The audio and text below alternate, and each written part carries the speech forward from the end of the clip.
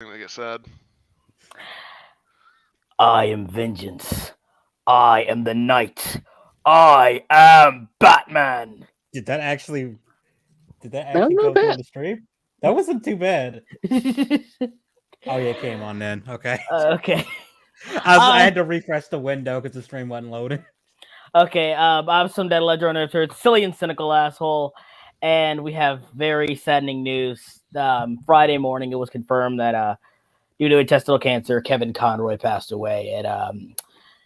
And let's be real, it doesn't matter which Batman you prefer. He was the definitive voice of the Dark Knight. When you thought of a voice for Batman, it was Kevin Conroy. Let's not kid ourselves here. I'm here with Wayward, Edgy, Sauron, and Megatron, and we're here to celebrate the greatest voice actor for Batman to ever live. And yeah, let's talk about his crowning achievements in video games and of course the acclaimed Batman the Animated Series. You guys want to introduce yourselves real quick while I go spread this around? No. God damn it, No. Sauron now trying to be a contrarian. He's always a contrarian. It's who I am. It's why I exist. Well, he is a Dark Lord after all. Yeah, to be fair, he is. No, he's an incel now, remember? Oh yeah, no, he's That's no. not canon. He's discount refuse. M&M. He's Walmart M&M. No, that was like another thing. That wasn't even him. Oh, that wasn't even Sauron. No, it was a woman apparently. Jesus Christ. Oh shit.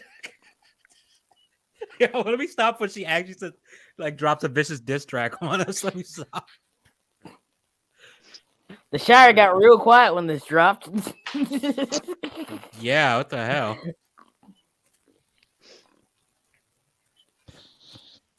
Wayward, I think you're next in the queue if you want to like. Okay. I wayward.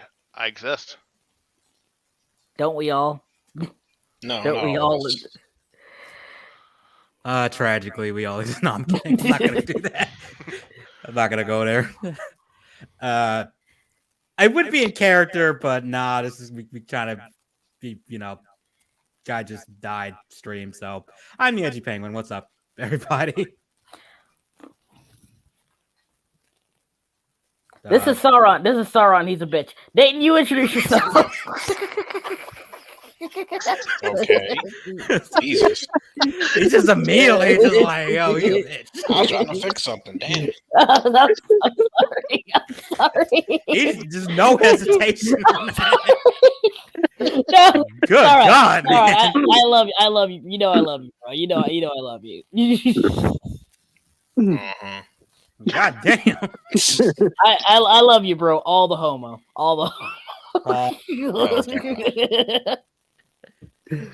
Ugh. He's just salty because Galadriel wouldn't let him. Oh God, please don't. Please don't. Someone already asked me, like, I think it was a while back, where it was like, what do you think of Rings of Power? And I just looked at him like, Someone asked me that, and I looked at them like, don't even get me started. No, but this is honestly about Kevin. Let's keep it on Kevin Conroy. Let's keep it on. Let's we can duck on this anytime. Yeah, I would say I guess we start where it all began. Jack and Daxter. Yeah, people forget that he played the fisherman on that one level of Jack and Daxter. Oh, that's hype. That's so hype. I didn't know I that. legit didn't know that. Okay, no, like we're gonna let's actually I'm gonna actually try to see if I can show this. You show like a part of. Hang on, let me see this real quick. Like people I forget never that played the game. It's a good one. I I only mean, played bits of it, so I've never played. it's a good one, 100% if you ask me. It is head up with this. The first game is just a traditional. It's just a collective. It's a Banjo-Kazooie. Yeah, it's a straight up Yeah. platformer. I will say that's one problem against it. It doesn't really have much of a. It doesn't have a good like story or world hook like the other game does, like 2 does. But I mean, the second game is just Grand Theft Auto. It pretty no, much it's is. not. There's a whole there's not a resistance story in Grand Theft Auto. Gameplay wise. There's great. What are you talking about? There is. It's you slowly escalate as you work for people in the underground, the criminal underworld. trying to get revenge on somebody who wronged you. Come on, man. That's Grand Theft Auto 101. I guess. I think it's cooler. I don't get me wrong, it's cooler, but they openly admit it. Like, yeah, we were heavily inspired by Grand Theft Auto. We pretty much ripped off Grand Theft Auto. I mean, Because 10-year-old kids like those days were just like, no, this is like those are baby games. So they had to like make a non-baby game. That's right. I don't have my controller configured. No, wait. I'm talking about Jack. I'm talking about Jack 2. Yeah, that's what I'm talking about. They got told that Jack and Daxter was a baby game by like 10-year-olds. I'm like, what do you mean? This is like a good game for your little brother. You're 10. That strangely reminds me of Insomniac when they made that one game that got this title changed to Fuse, and it was supposed to be like this fun little like spy game with gadgets and shit. Like Ratchet and Clank, and apparently they did like focus testing for the teenagers. The teenagers was like, this is lame.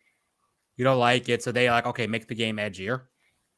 And they changed it from Overstrike to freaking Fuse, and it didn't sell well at all because it just kind of went more generic. Oh, with Fuse? Is that what happened there? Yeah, that's what happened there. It was supposed to be a completely different game. I remember that had like this like overbearing marketing thing where like you just always heard about it, but I never heard of a single person that played it. Yeah, I actually played it, and I didn't realize the game had completely changed when I played it. Aside from just the title, I was like, wow, the title's different, but I recognize these characters from that one trailer a few years ago. Then I played it, and I was like, this is okay. Like, it's okay. I don't hate it. But we're getting off on a tangent again. Yeah. Sorry, one second. I gotta do this thing real quick.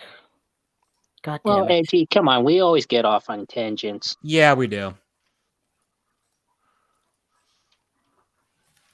What else was Kevin Conroy in besides, obviously Batman? I'm trying to think. What I'm else did I know at he was his in? I'm looking at his filmography, and I kid you not, like he before Batman, he's got a couple of things like TV movies and stuff like that. And I kid you not, once you get to like, where is it? What year is it? Once you get like to 1993, it's Batman. Just Batman. He's just straight up Batman. No like matter there's what. other stuff here and there. Like there's like couple appearances in like TV shows. But for the most part, it's Batman. It is all Batman stuff. Okay, 1 second. Here is where the fuck is the screen share? There it is. Here is Kevin Conroy in a role I did not expect him to be in. He played the fisherman from fucking from fucking Jack and Daxter. Ignore my recommendations, please.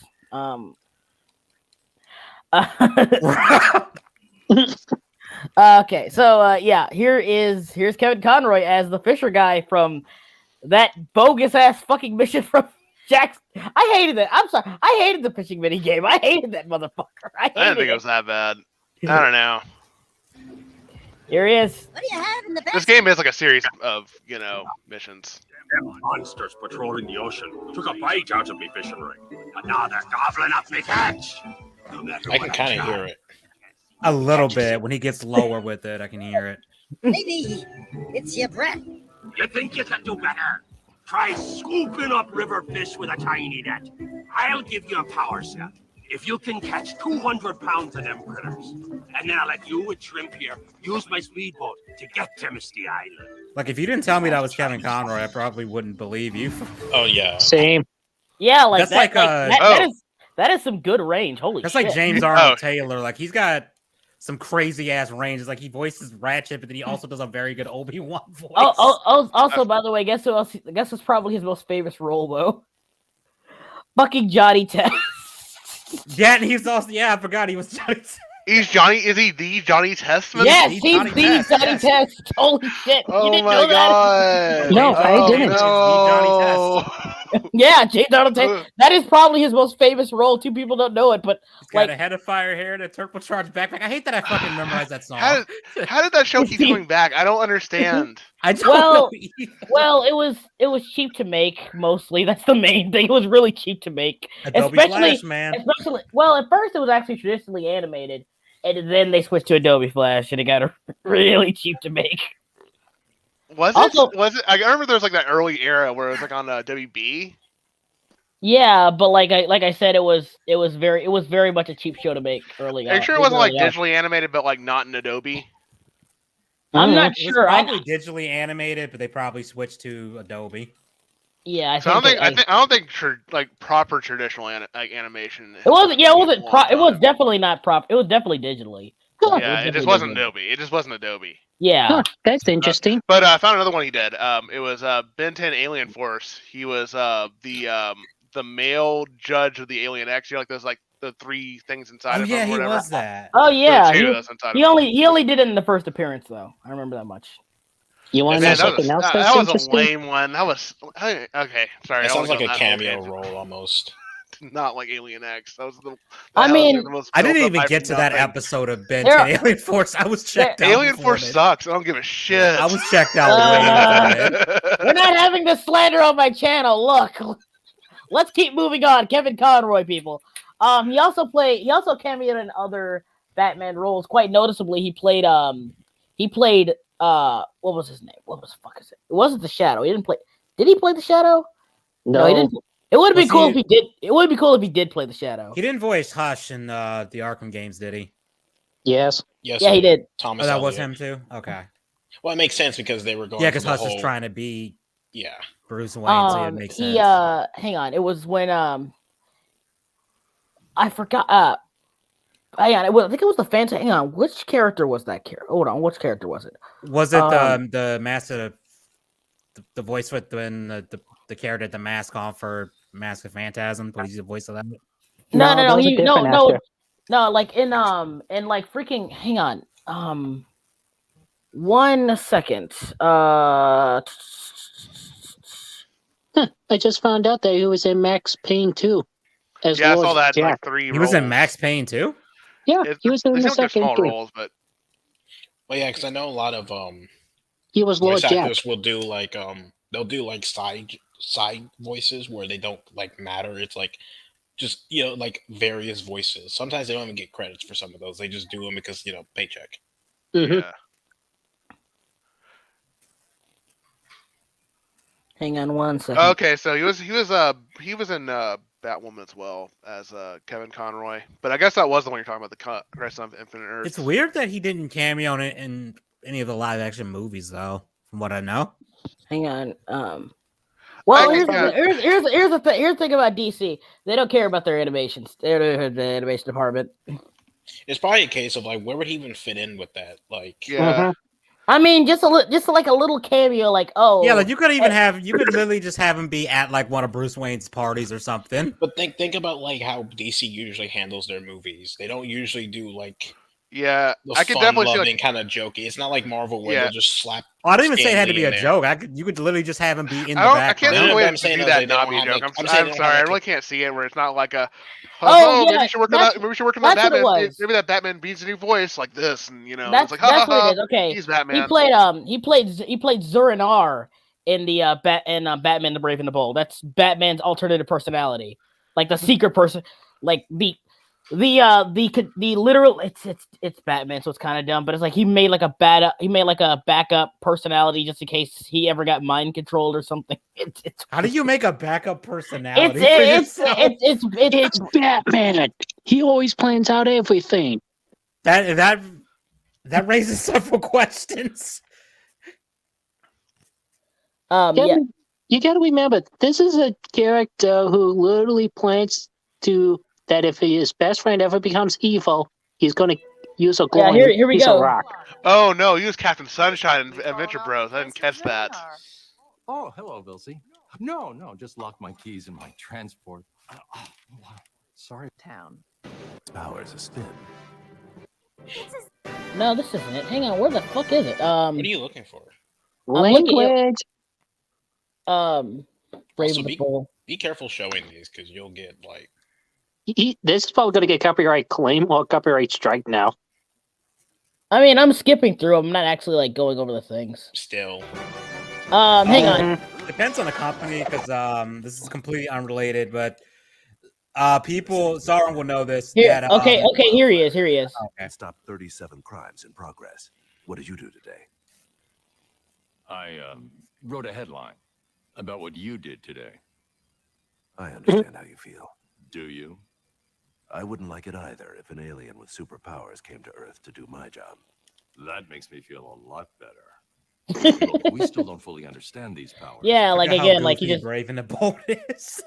the Brave and the Brave and the Bold is literally Something. a giant love letter to the Silver Age of comic Well, books. Like it's like just It's like the Silver Age closest Batman, you could essentially. probably get to an Adam West Batman without going that level of ridiculous. yeah, because weird thing is Adam West Batman predates 70s Superman. I mean, Super 70s Batman. It still got fucking weird, bro. Yeah, hang I on. mean, it really defined a lot of what the comic became. That's how big Yeah. that show was. But here's the thing. He also played the Phantom Stranger too, and 1 second.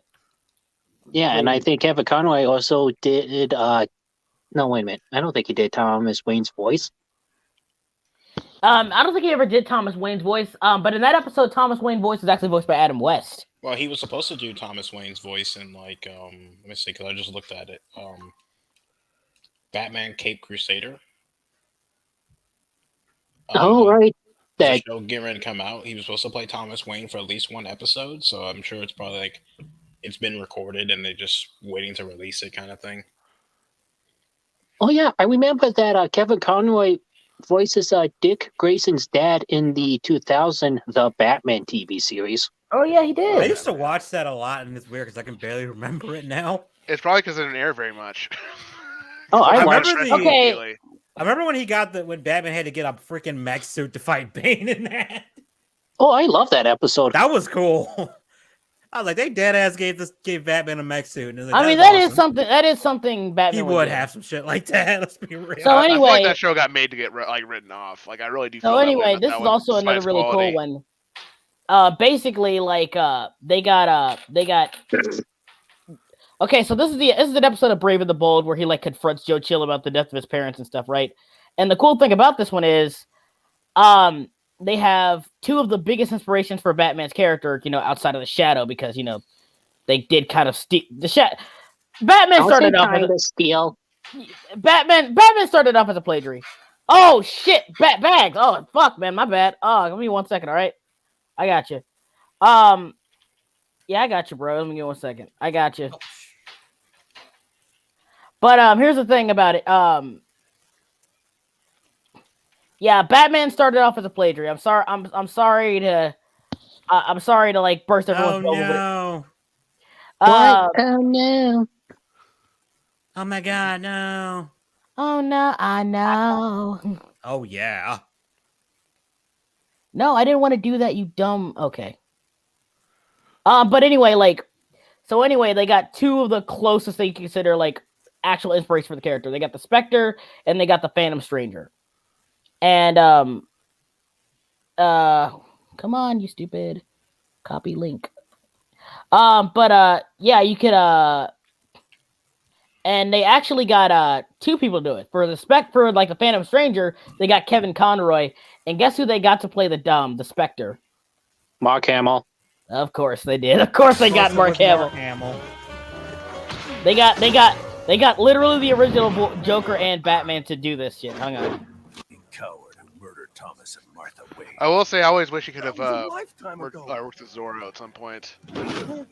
Yes, my lifetime.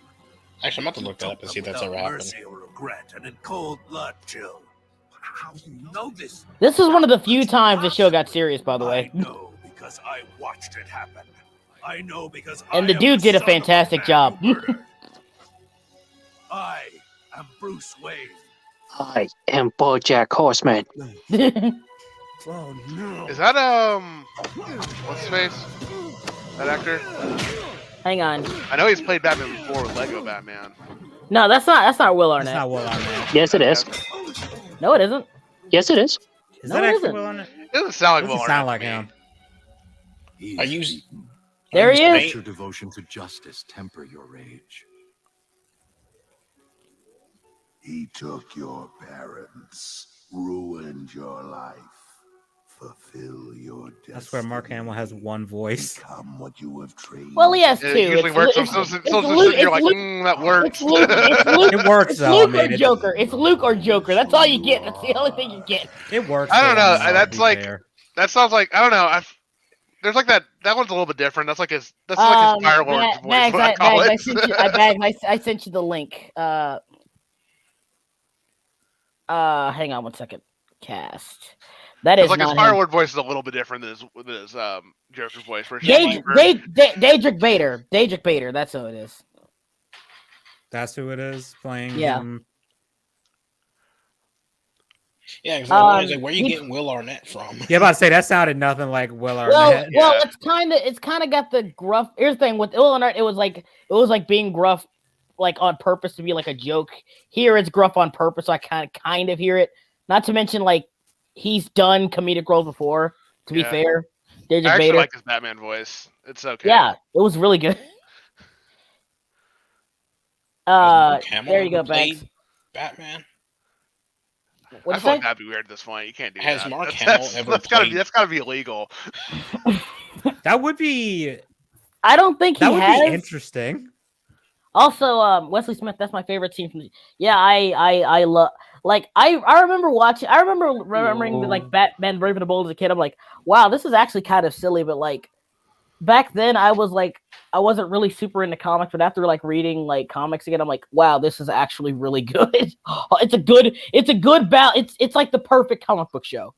It's like borderline perfect comic book show. Oh, I'm stupid.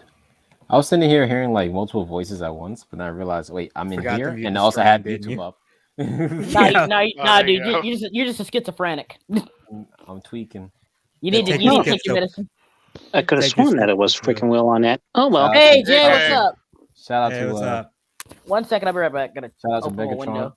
Megatron. Only one with a Batman related picture. No, Sauron too. I'm sorry, Sauron. So, got a Robin related picture. I got a. Oh, that's true. I got a Batman related picture. Wait, is that the? I noticed that immediately. Yeah, guys, I'm kind of. I can't yeah, guys, I'm kind of pissed. I see it.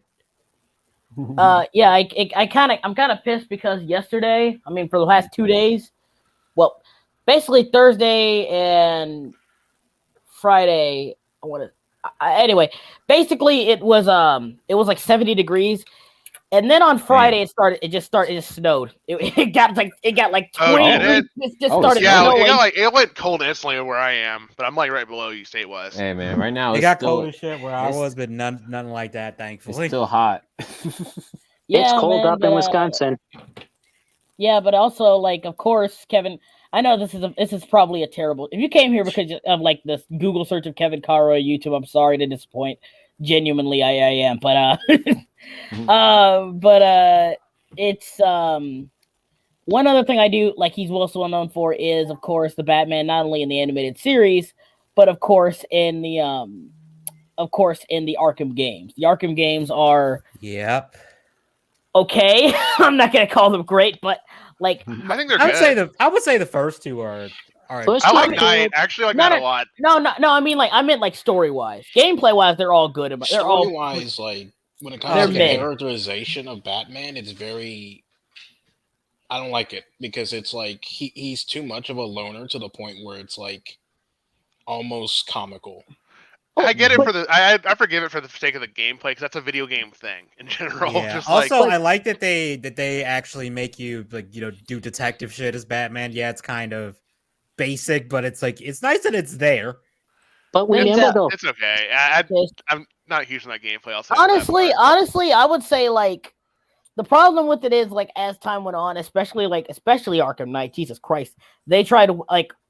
Like I said, I love the Nolan trilogy, but like its impact on Batman is just so harsh. Like, Arkham Knight tried like, oh, we get it. You watched the Dark Knight trilogy. We get it. We get it. That's kind of how the new movie too was that it just kind of felt like that. Like Okay, this might be a hot take. This might be a hot take. I really like what the suit you get in Arkham Knight. The one you get after the original Arkham suit. I like that version better. I think the first one's my body armor suit wise, but I will say one thing about Night that makes it hard to go back to the other ones is the fact that like the combat's way too easy after that. Like there's no there's no enemy variety when you play Arkham. Just the regular Arkham Asylum. You can sleepwalk through that game if you play Night. It's just you can't go. It's hard to go back. Yeah, grappling around is way more fun in Arkham Knight than. Oh Arkham my City. God! You could just like fly around. Yeah, the city. you almost don't even need the car, honestly. No, you don't. You really don't even need Arkham City is still my favorite one. I still love Arkham City. Same. I love Arkham. I can get that. I think Night just has like the best combat. So. I will say the combat of Night, but put it in like in Origin. Oh, if someone can make that mod, I'd be so happy because like if I like Asylum the best, like in terms of like the aesthetic of the level. I like the Metro. Yeah, Jay-Step, that's funny about like Jay-Step. That is the coldest take in existence. Like everyone admits that there's too much Batmobile in the fucking Night game. Oh yeah, that's just a take. I actually like the Batmobile. I just think that when they put it into the boss fight, they made Deathstroke. Oh no, that's terrible. The boss fights are bad. The boss fights were bad in that game. I will say it.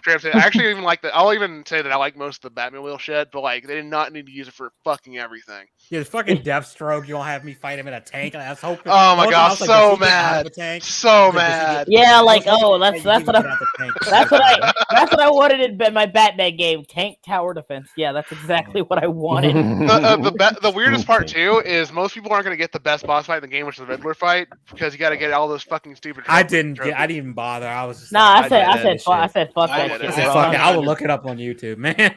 No, I wouldn't. No.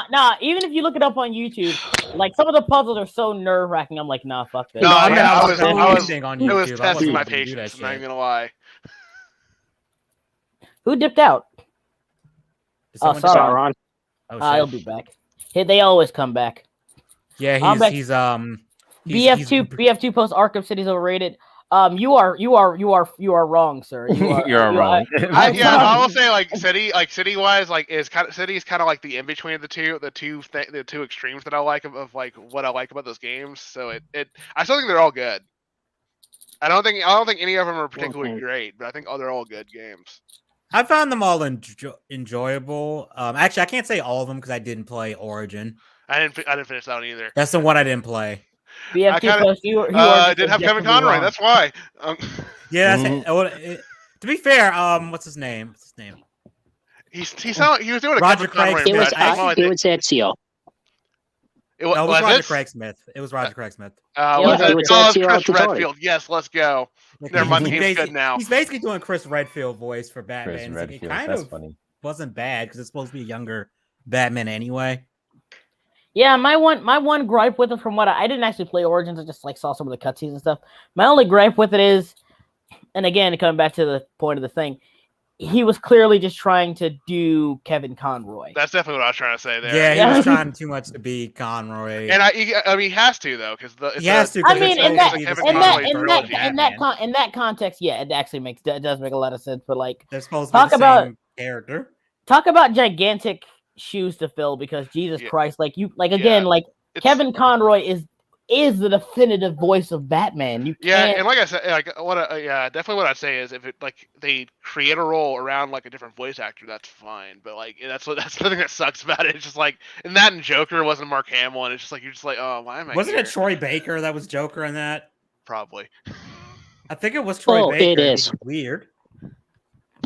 I don't know why they didn't just. I don't know. Was there something going on why they couldn't? The gaming industry only has like 5 voice actors, dude. What do you expect? They really do. That's true. I'm not even trying to be an asshole. I'm not even trying to be an asshole. The gaming industry is like Funimation. There's always going to be Steve Blum or Jen Taylor. Not Jen Taylor. Yeah. Well, no, not Jen. What's her name? Jennifer Hale. That's who I was going to say. I don't know why Jennifer Hale, Laura Bailey. Yeah, that's about it. Like I can't. Steve Blum. Steve Blum isn't as bad. Wait, are you talking about like for anime voice acting? Period. Because like if you it depends. Like a good example is like freaking Tom Kenny. Tom Kenny has so much fucking range that it doesn't matter. Got so much range. It doesn't even fucking matter. If you have a character that has a lot of range, then it can work. But if you have an actor that does the same voice every time. Yeah, then it's a bit more of a... I mean, I'll say this too about Troy Baker. I think he gets asked to do the same voice every time. He has range. Yeah, he does have range. I'll give him credit. He does legit have range. There's some times where I almost don't recognize him for a few seconds. Also, D. Bradley Baker. He's in a lot of stuff too. Once you realize it. Yeah, no. I mean, both of them were in Avatar, the original one, the good one, airbending kind. the good one, not the blue Native American one.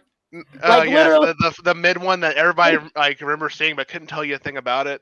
Oh, I remember it was. I remember watching. I remember like unironically liking that movie. Pocahontas. I mean, Ferngully. I mean, Dances with Wolves. Dances with the Wolves, but sci-fi. I mean, all the above. Yeah, I've heard the argument that like you're supposed to just like enjoy the world, and that you're not really supposed to. But you did.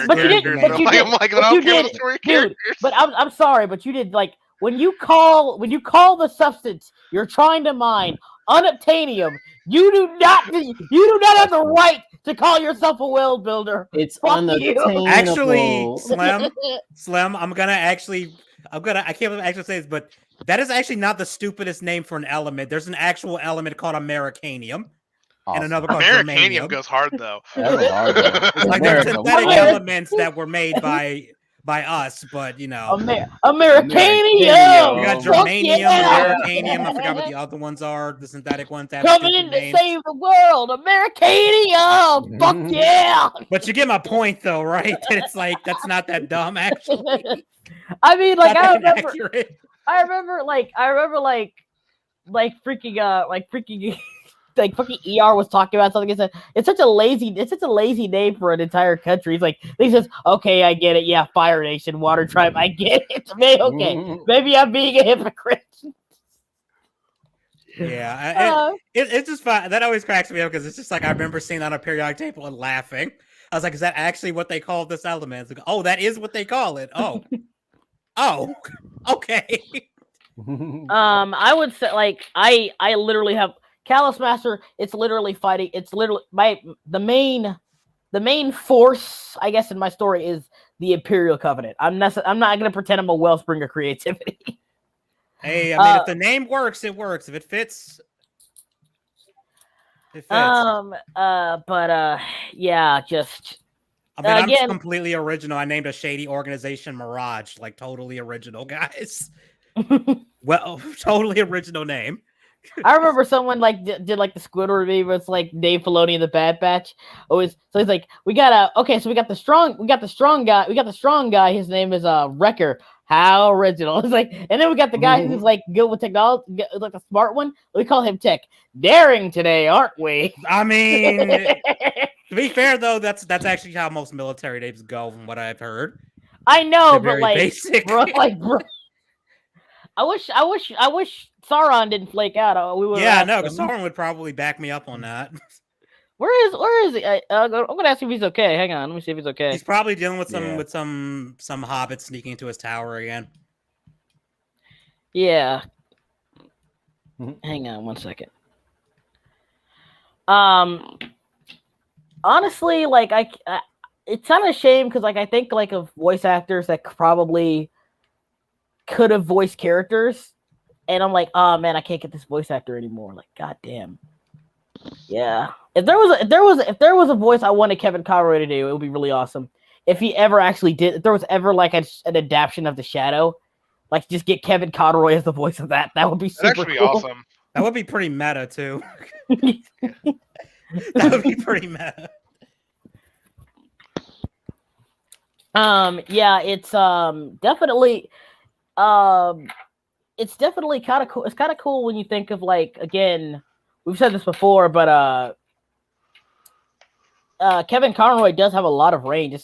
It's kind of, I don't know, I don't feel bad about this because like, again, it's his most iconic role and it's the role that he's most known for. But you think about it, like, man, like what else could he have done? Like there's some really cool stuff he probably could have done. It would have been really awesome to see him other stuff. And I know he is in other stuff, but at the end of the day, like you're just like, oh yeah, Kevin. When you hear Kevin Conroy, you think Batman. Yeah, like exactly. Like let me give you an example. Like Mark Hamill, he wasn't just the Joker and Luke Skywalker. You could like say like fucking Skip from a regular show, for God's sake. People forget that he did. Oh my God, that's like I think that's one of his best ones, to be honest. Yeah, because I honestly didn't realize that was him until I looked it up. You can hear it. It kind of sounds a little bit like his He was also like a pirate in K&D. Yeah, it was. Yeah, he's Sticky Beard. He's one of the best villains in the show. yeah. What else? Hang on. Yeah, and Mark Hamill chimed in, and Mark Hamill and him were close too. That's another sad thing. I mean, they were buddies. They were friends. From what he said they were like brothers, man. That's harsh, man. I mean, you can kind of tell it was like every time one of them got hired, it was either one of them or not, neither of them. And oh my god, that's crazy. Like, I'm glad Multiverse got to get them recorded for like before. Yeah. They should do something special for Multiverses for that. They really should. I mean, I want. Oh my god, he's not gonna have any more voice lines for character, like new characters and stuff. That's gonna be crazy. I mean, they're probably. I hope they don't replace them. I'd rather them not get new voice lines than Yeah. Maybe they can just reuse voice lines from like the previous shows or something. They could kind of. I don't know. They might be able to get away with that. I don't know. I'd be fine with that. I'd rather them do that than try and like get someone who can do a good like Conroy impression. But like here, like let me give you an example. Like you get to stuff like, hang on, you get like I said, like I've said this I've said this like a million times, but like one of the things I love about Kevin Conroy is that it didn't feel like he was just playing Batman. It felt like he was playing Bruce Wayne. Yeah, I know that sounds. He had both. He had both down. Like to me, Batman is like really two characters. You can maybe even argue three, where you've got like Batman, like you got Batman, and then you've got Bruce Wayne as like the public sees him. Yeah, like the public persona, and then you got like when he's just around Alfred or like people who know he's Batman. Yeah, like he had like that's pretty much who he is. Like you can hear it in all three versions. Like as Batman, he tries to keep his cool the entire time, always stays focused, and that's something else I like about him is I've never people always like associate Batman with rage, and that's fine. And we do. It's definitely there. Yeah, it's definitely there, but here's the thing. With Conroy, he always found a way to like always have that rage tempered. You could tell that he was upset or angry or something like that, but it was also like he's clearly holding back. Like I remember this one scene in like Justice League where like he blew he touched like one of the warships of the Thanagarians and like blew a hole into like his mansion and almost hit Alfred. And he just goes to Flash and says, "That's not helping." Speaking of which, without Kevin Conroy, we probably would have gotten a lot of voice actors for some of like some of the best takes on some of the best heroes, like DCAU. Like Kevin Conroy did help open up a lot of doors. Yeah. Because like if it was like I know it also goes to like the Bruce Timm, Paul Dini, and all that. But man, I'm pretty sure if it wasn't for Kevin Conroy's voice, if they really did go the whole route of you're like, how do I put this? It feels like there's no transition between Batman, Bruce, and Bruce Wayne. You know what I mean? There's no transition there. It's just a consistent voice the entire time. And again, when he's Batman, he's focused. You can tell he can be somewhat aggressive, but he's more focused, more driven, and stuff like that. As Bruce Wayne, he's a little more laid back, or at least when he's around other people that don't know who he is. He's straight up soft spoken as Bruce Wayne. You can tell that that's not. It's like, again, like compare this to like, what's a good example? Dark Knight trilogy. As much as I like it, you could tell like you were like there's clearly a transition between Bale going from Batman to Bruce Wayne. Yeah, I actually kind of like that there was a separation. I just realized something. I will say, I was saying this off stream, was Bale had a way better voice in Batman Begins. Yeah, I agree. It had modes in between gravel and I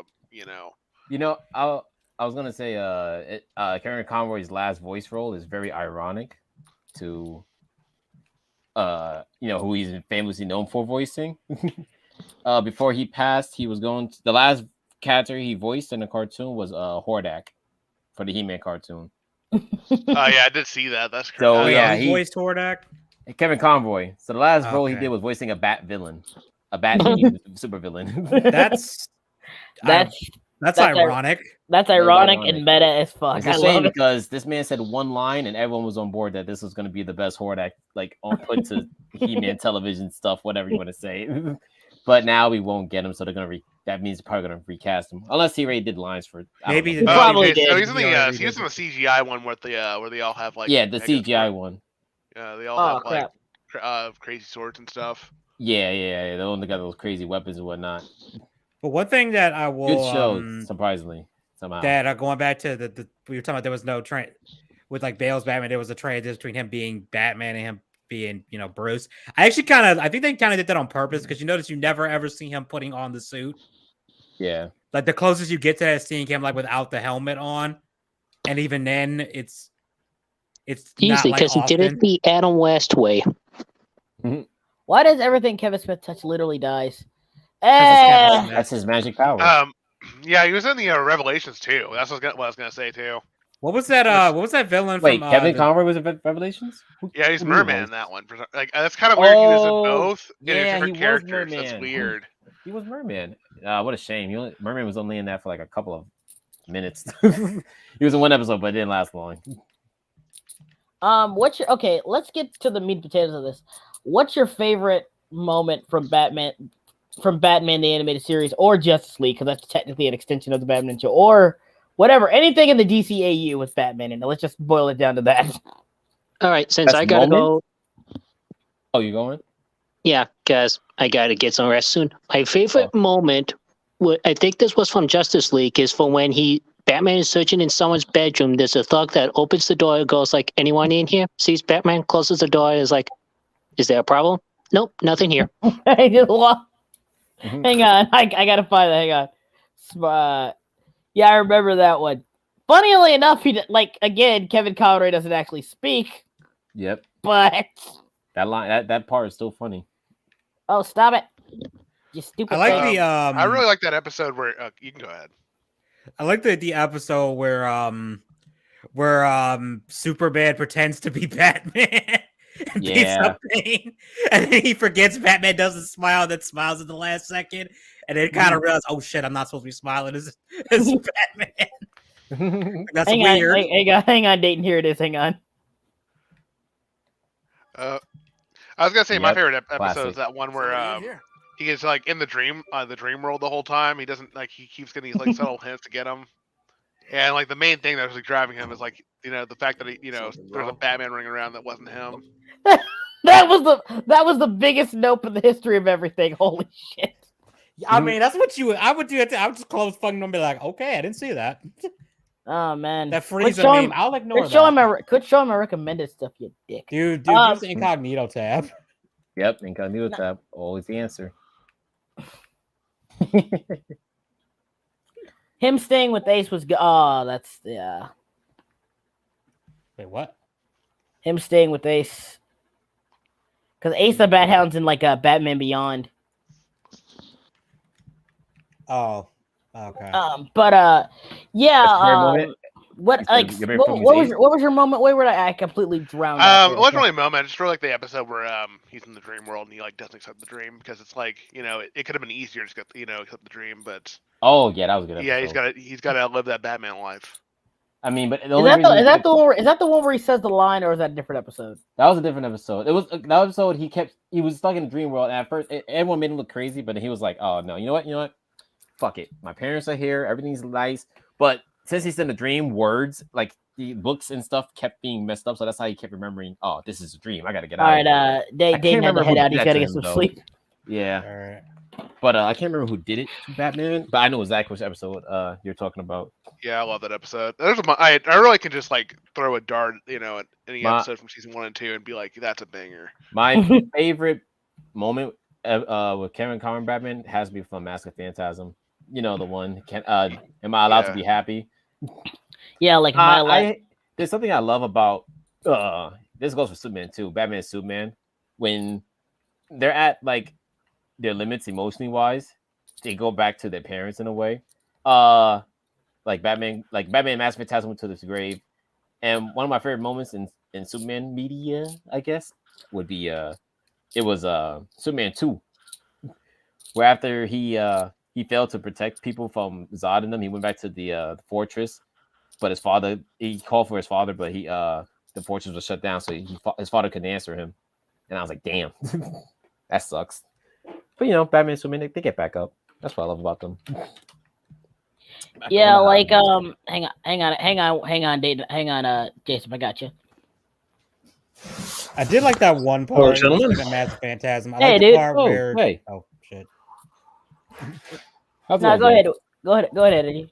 I really like the part where like after like, they that thing blows up and it like knocks the that's kind of injured and the cop shot it light at him. He pranks him by throwing using the grapple hook, but puts the fucking cowl on like a bench or some shit. I might have to watch the movie again tomorrow. And then when they I look love that down movie. and it's like, oh wait, that's not Yeah. him. It's a fucking bench. Jason? We've been tricked. We've been hoodwinked. We've been schnickeldorfed. I don't even know what that means, and I agree with you. Bamboozled. We've been bamboozled. Freaking I call shenanigans. I think there's another moment I like, but You heard of them? It's shenanigans, everyone. I'm trying to remember what moment it was. I don't know. There's like a lot of obvious moments. I like don't think it those, was even from Batman. I think it was from Justice League. Oh no, it was from. Like Justice I said, any DCAU media. Go ahead. Okay, because it's kind of the whole episode though. The one with Toyman blasted Superman out of. Oh yeah, and they think Superman's dead. Yeah, Batman was the only one who's like, nah, my boy's alive. He's like, nah. He's like, nah, he and ain't like- dead from that. Batman like did not in like give up. and like at the end of the episode, he was like, he kind of like conceded to the fact that he might be dead, and he's like, Oh, he almost conceded. He almost Yeah. He just kind of said, I like how he started off that speech like he's like, I know we didn't always see eye to eye. There was a lot of stuff I wanted to tell you when you were alive, but I always wanted to say I respected you. Yeah. You know? But then the explosion cuts him off, and he's like, "What is it you always say?" Say Clark, the never-ending battle. There you go. And then when he saw Clark standing there, I know bro was trying to hold back. He was standing there like, "Yeah, I wasn't sad." Stop it. He said, like Wonder Woman said, we all missed you, all of us. He's like, yeah, whatever. Like, yeah, whatever.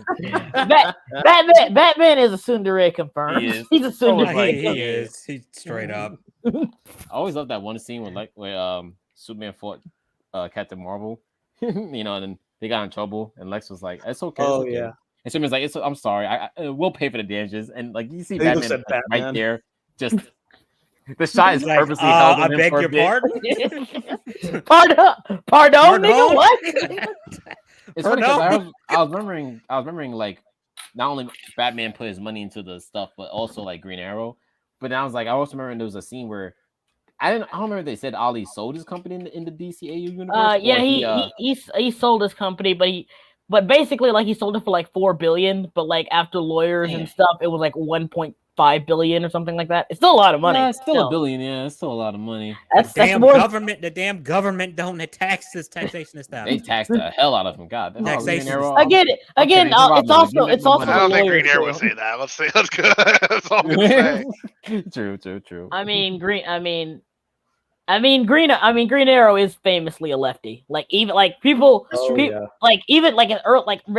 people don't realize this that that is a very canon thing. He is a bleeding heart liberal. He's described as a bleeding heart liberal in the comics. So didn't he even say he was like a hippie in the original? Not in the original. In Justice League, he was semi-hippie. He said, he wouldn't say hippie. He did have a huge problem with they pretty much said it because he said like when he met like Captain Atom, he was like, I'm made out of nuclear. I'm assuming you're a nuclear. And he said, yep, sure am. He's like, got anything wrong with that? He said, yeah, you seem like the kind of guy I marched to get back into my college days. That's and pretty much confirmed he was a hippie. Yeah, I'm just gonna say like that would kind of cut off some of the impact of that one issue of Green Lantern, Green Arrow, where Roy got caught doing heroin. Yeah. He was like just so like mad at him for just like going to to dope. And then he got it. That was he originally got his abilities from smoking some weed. So like that is canon, by the way. Awesome superpower origins. That totally sounds like Bluntman or something. I am not. Hey, noob, what's up, dude? Happy to have you here. No, I am not. No, we are not exaggerating. Look it up. In his origin story, he's like trapped on an island, and he smokes weed. Like has a premonition telling him to sell his company. Enhance my power. Really? Okay, I have to. I don't know. I will say this too. I'm not Smoke really a weed big Green every Arrow fan. I will say I don't actually like that That I like certain issues that Green Lantern Green Arrow comic, but most of it's kind of most of it's just Green Arrow telling Green Lantern to do better. Do better. Again, Green Arrow is canonically a I gotta bleeding say, heart liberal. if you're writing a superhero story, make sure your heroes never say the words "do better." Yeah, he didn't say that. But he's basically saying that. In the I whole know. Remember that words do like better. Harley Quinn show second season because Superman actually tells Wonder Woman to do better. Remember in Falcon and the Winter Soldier, where he literally compares politicians who were in who very justifiably had no idea how to handle the situation of half the population coming back to life, and says, "You're just as bad as Thanos." I'm like, you have the power of a god. But did he actually say that? He actually did say that. I'm paraphrasing here. I'm paraphrasing. Nah, but he does does essentially paraphrasing because I showed my brother the other day since he didn't know about that scene, and he literally does say you got just as much power as someone who could snap away half the universe. And I was like, no, what? they fucking don't. You idiot! I stared at him and I was like, what? How? Hey, I gotta ask something. Does that make does Thanos being real make that statement worse or better? I don't know, bro. I don't even know. It was just about the same. It's still the spirit of it's wrong. I mean, it's basically saying, "Oh, you're basically Hitler." It's literally the Marvel version of "you're basically Hitler." Exactly. Or you're just really as someone who could snap away half the population. What makes it funny about that scene is that the politicians they Hitler turned over 1 million people into dust. I'm just saying. Man. I mean the numbers don't add up, but I don't want to get deeper into that because Susan will cancel me. 6 million. I'm having bags. I'm having a yay moment. Oh no! Chancellor Susan gonna ban you and everybody in the stream. He got that inner Yeezy in him. I am sorry. Again, we're. I told you who I thought I was. Oh God! I saw that class like, man, you a wildin'. Somebody come get you. It's like, you a wildin'. That was funny. It's like, Broly, look, niggas be wildin'. Come get him. Oh my God, I love that meme. Come get your boy. Come get your boy. He's wildin'. Yo, he's wildin'. That is one of the funniest memes. I get way too much mileage out of using Frieza's that. officially black now. He can say it. Yeah, he has. That's right. Black Frieza's a thing. Black Frieza. He has a black form now. I'm not even kidding. And he one-shotted Goku and Vegeta with it for some reason. Well, just instantly. So because power scaling in Dragon Ball Z doesn't matter anymore. Yeah, it's a fucking joke. It kind of never did. I'm gonna be real. Jay? Go ahead, Jay. Sorry. What's the? All right, now that Frieza's black. Can he say can he call them monkeys now without it being racist? Yes, he can. That's the whole reason why he got the power. Obviously, he beat the allegations. Exactly. Oh, hey, DJ, what's going on? And Dragon, by the way, yeah, you're not like important enough for people to care about your opinion. I'm not trying to be an asshole. What did he say? I have Polish with Jewish ancestries and not offended. I'm like, damn. Unless you're a mildly attractive woman on the internet making a fuss about it, no one cares, dude. Yeah. You're not a mildly attractive white woman pestering at me about it, so yeah, no one cares. No one cares what you think. And Dragon, I love you. I'm just joking. I am a bit drunk, by the way. Just a touch. Just touch. Shut the fuck up. No one cares. No, your fucking place trash. Batman style. No, your fucking place trash. I just remembered another cool Batman moment in the DCAU. It's when he took off the Black Mercy. There we go. The alien thing that was on his chest. Yeah, he basically like it showed you his heart's desire, and at the end of the day, He just wanted to go back to the alley and see his dad kick that mugger's ass. That was Oh, really yeah, bad. that was a good one. But Diana was like, "Wake up, Bruce!" She was And yelling. then he's like, and then he like realizes, "Oh shit, this isn't real." God damn. Yeah, it. and then the Wait, fight. was that the same one where he had to stay up for like several hours while everybody else? No. No. It's the one. It's the one adapted from the Alan Moore story. Okay. The one with Superman got the where Oh right. Okay. Yeah. You're right. And Batman, he's Bruce, and he's watching his dad beat the guy up, and he's smiling. But when Diana gets up, and Diana's like, "Wake up, Bruce, wake up!" And then his dad starts losing. Her, you see the silhouette of him start losing. Then you see the silhouette of the guy pointing the gun and just bang. And I was like, God damn. It kind of sucked too, because I mean, Superman, he had like what, maybe 10, 20, maybe 30 minutes. Batman had like 30 seconds to enjoy that. That sucks. Yeah.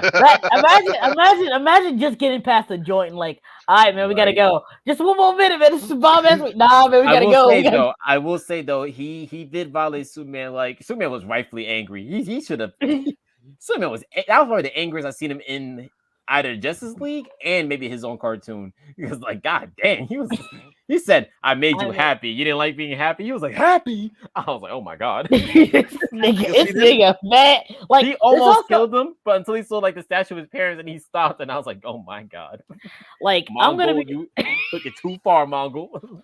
Like I also love how this subtly implies that Batman probably has a stronger will than Bruce. I mean, than Superman. Just slightly though. Slightly. I think that's true. And then Superman has like, I don't know.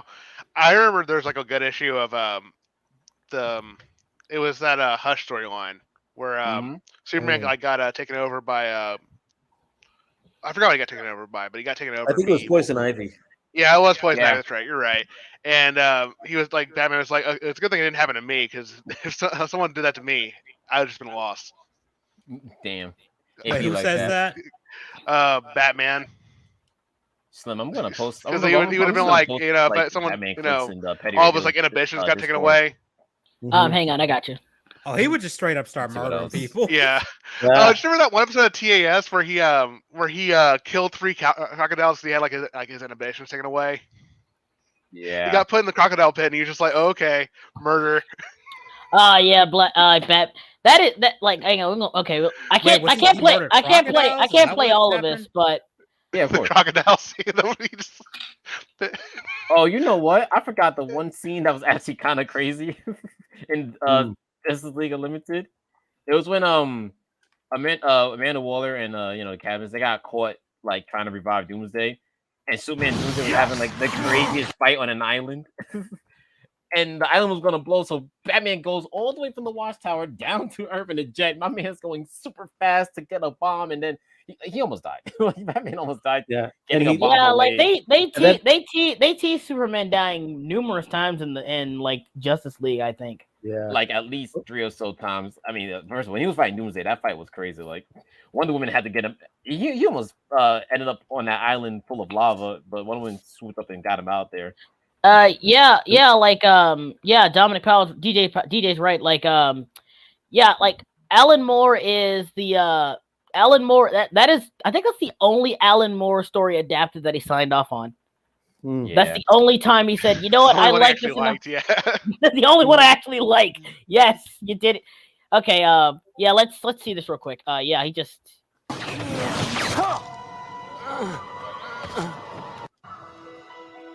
They didn't have to do him this dirty. This is gonna hurt a lot.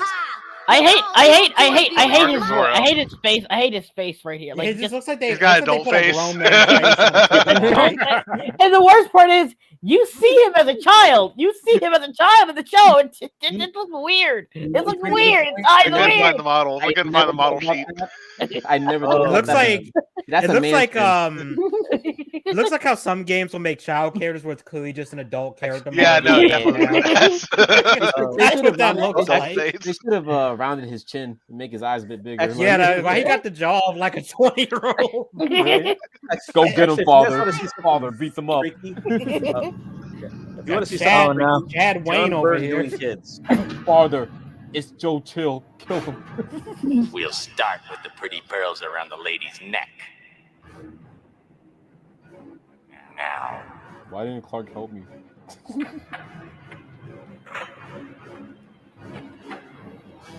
Catch these hands, nigga! Catch these hands! Man. Catch these hands, nigga! Catch these hands! So happy. Even his wife is like, His wife like, oh shit. This is a hold and bring it time. I forgot Mongo folded Diana. God damn. Yeah. Damn, Wonder Woman got fucked up. Mongo was just cooking her. I miss Wonder Woman. This nigga got that dopey ass smile. I love this Wonder Woman costume. I do not like the modern look. No, man, no. Don't do my man's like this. Damn, no, man, don't do my man's like this. It's time to wake up, Bruce. Oh, sugar. Wake up. They didn't have to do him dirty like that. That was dirty. I wonder what happened if it went on Diana. That was this is from Unlimited, right? Yeah, Unlimited. So. Yeah.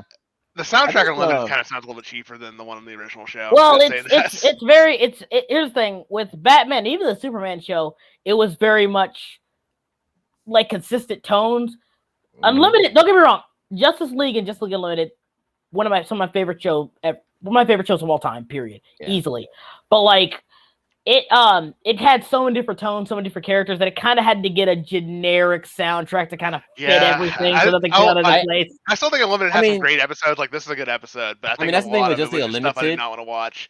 Yeah, I mean that's the thing with just the Unlimited though is like I think the show understood that it won't tell as many personal stories as it did with Justice League due to them having a lot of other characters. That's one complaint I see a lot of people say that like, oh, they don't do like it's kind of like it's still better than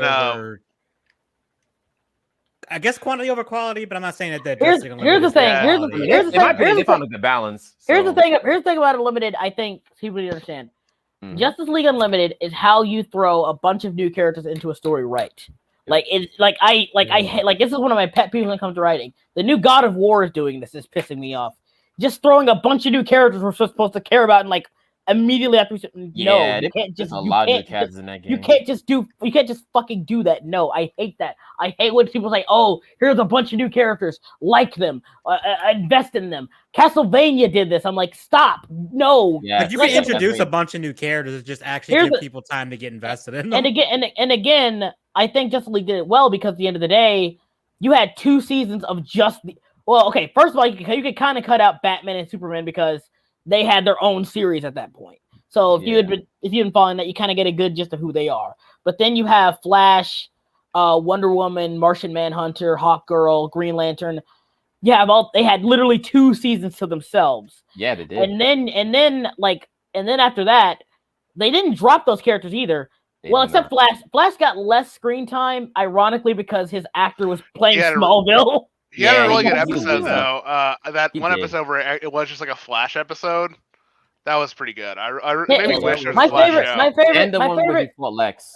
My favorite episode. Oh yeah, it's like it's so funny. He like turned into Lex. And that's the actor he plays in Smallville. Absolutely. My favorite Flash episode is where he teams up with Mr. Miracle. I love that episode. Yeah. The thing is, you had like 2 episodes of basically fleshing out those characters, and so when you introduce these new characters, there's not like you don't really feel like you're missing out on these characters because you fleshed them out to like I guess their limit. You kind of get a good understanding of them, and they don't drop them, and they don't drop them completely either. They're still there, you do just the right amount with them without like leaving too much like unexplored. You know, it's how do I put this? Like Unlimited. I definitely agree. I just think it is a little bit less good. It's just very that's fair. That's fair. It's fine. It's fine. But how to put this? The first episode was literally focusing on a brand new character, Green Arrow, and they also brought in Supergirl, who's only in a few episodes of Superman show, and then they introduced another guy, Captain Atom, and then of course they were led by Green Lantern. They established that they had history together. They established all that. I think the first 2 seasons, they worked well within their limitations because again, they couldn't get a lot of these characters. But then when they said, when DC said, you know what, take all the characters you want except Teen Titans. Don't touch Teen Titans. Don't touch Teen Titans. Don't touch Teen Titans. Don't even hint them. Don't touch them. Oh, you know what was weird about that though? Like the Roy they had in the show, the Speedy. the exact same costume as the Teen Titans one. Yeah, I think they were. I think they had that hat. I think that hat was the only difference because Teen Titans Roy did not have the hat, but I think in Justice League he had the hat. But that was it. Also, there's a lot of cool Easter eggs, like when they go into the alternative universe where it's like the Green Guardsman is clearly Scott, the original Green Lantern. That's clearly Scott. Yeah. It was John's favorite children's comic book. Oh yeah, and they were basically the Justice Society. Yeah, that's literally what they were. That's literally what they were. Great episode. Yeah, it was a fantastic. I love that episode. It's one of my favorites. Yeah.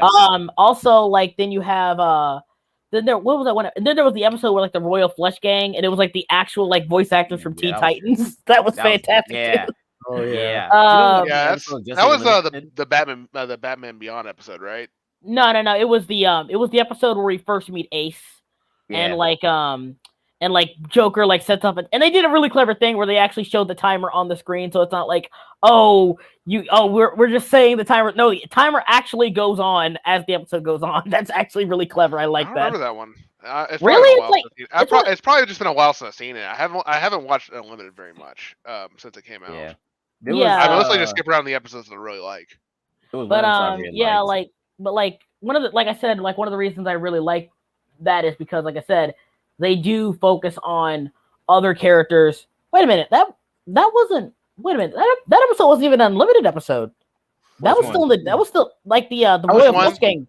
When they met, it might have been okay. Maybe that. I don't know. I don't know. I don't remember that one. It was Ace. It was in it was a casino. Joker. Yeah, it was a casino. They were in Vegas and everything. Flash, one of Flash's coolest moments when he's like, "Yeah," and Joker's like, "That's right. You can't disarm the bomb. Who do you think you are, Batman?" And then you just see the bomb disappear with Flash, and Joker said, "What just happened?" And you see the timer going so slow as Flash runs the bomb all the way out to the city and then back. And I was like, "Damn!" He kept distracting. He said, "Not the red one, not the red one. Oh, hang on. I hate the blue one." He's like, "Can you shut up, Joker?" He's like, "Can you shut up, Joker?" He's like, "I'm just trying to help. Damn." Joker's funny. Joker's a clown.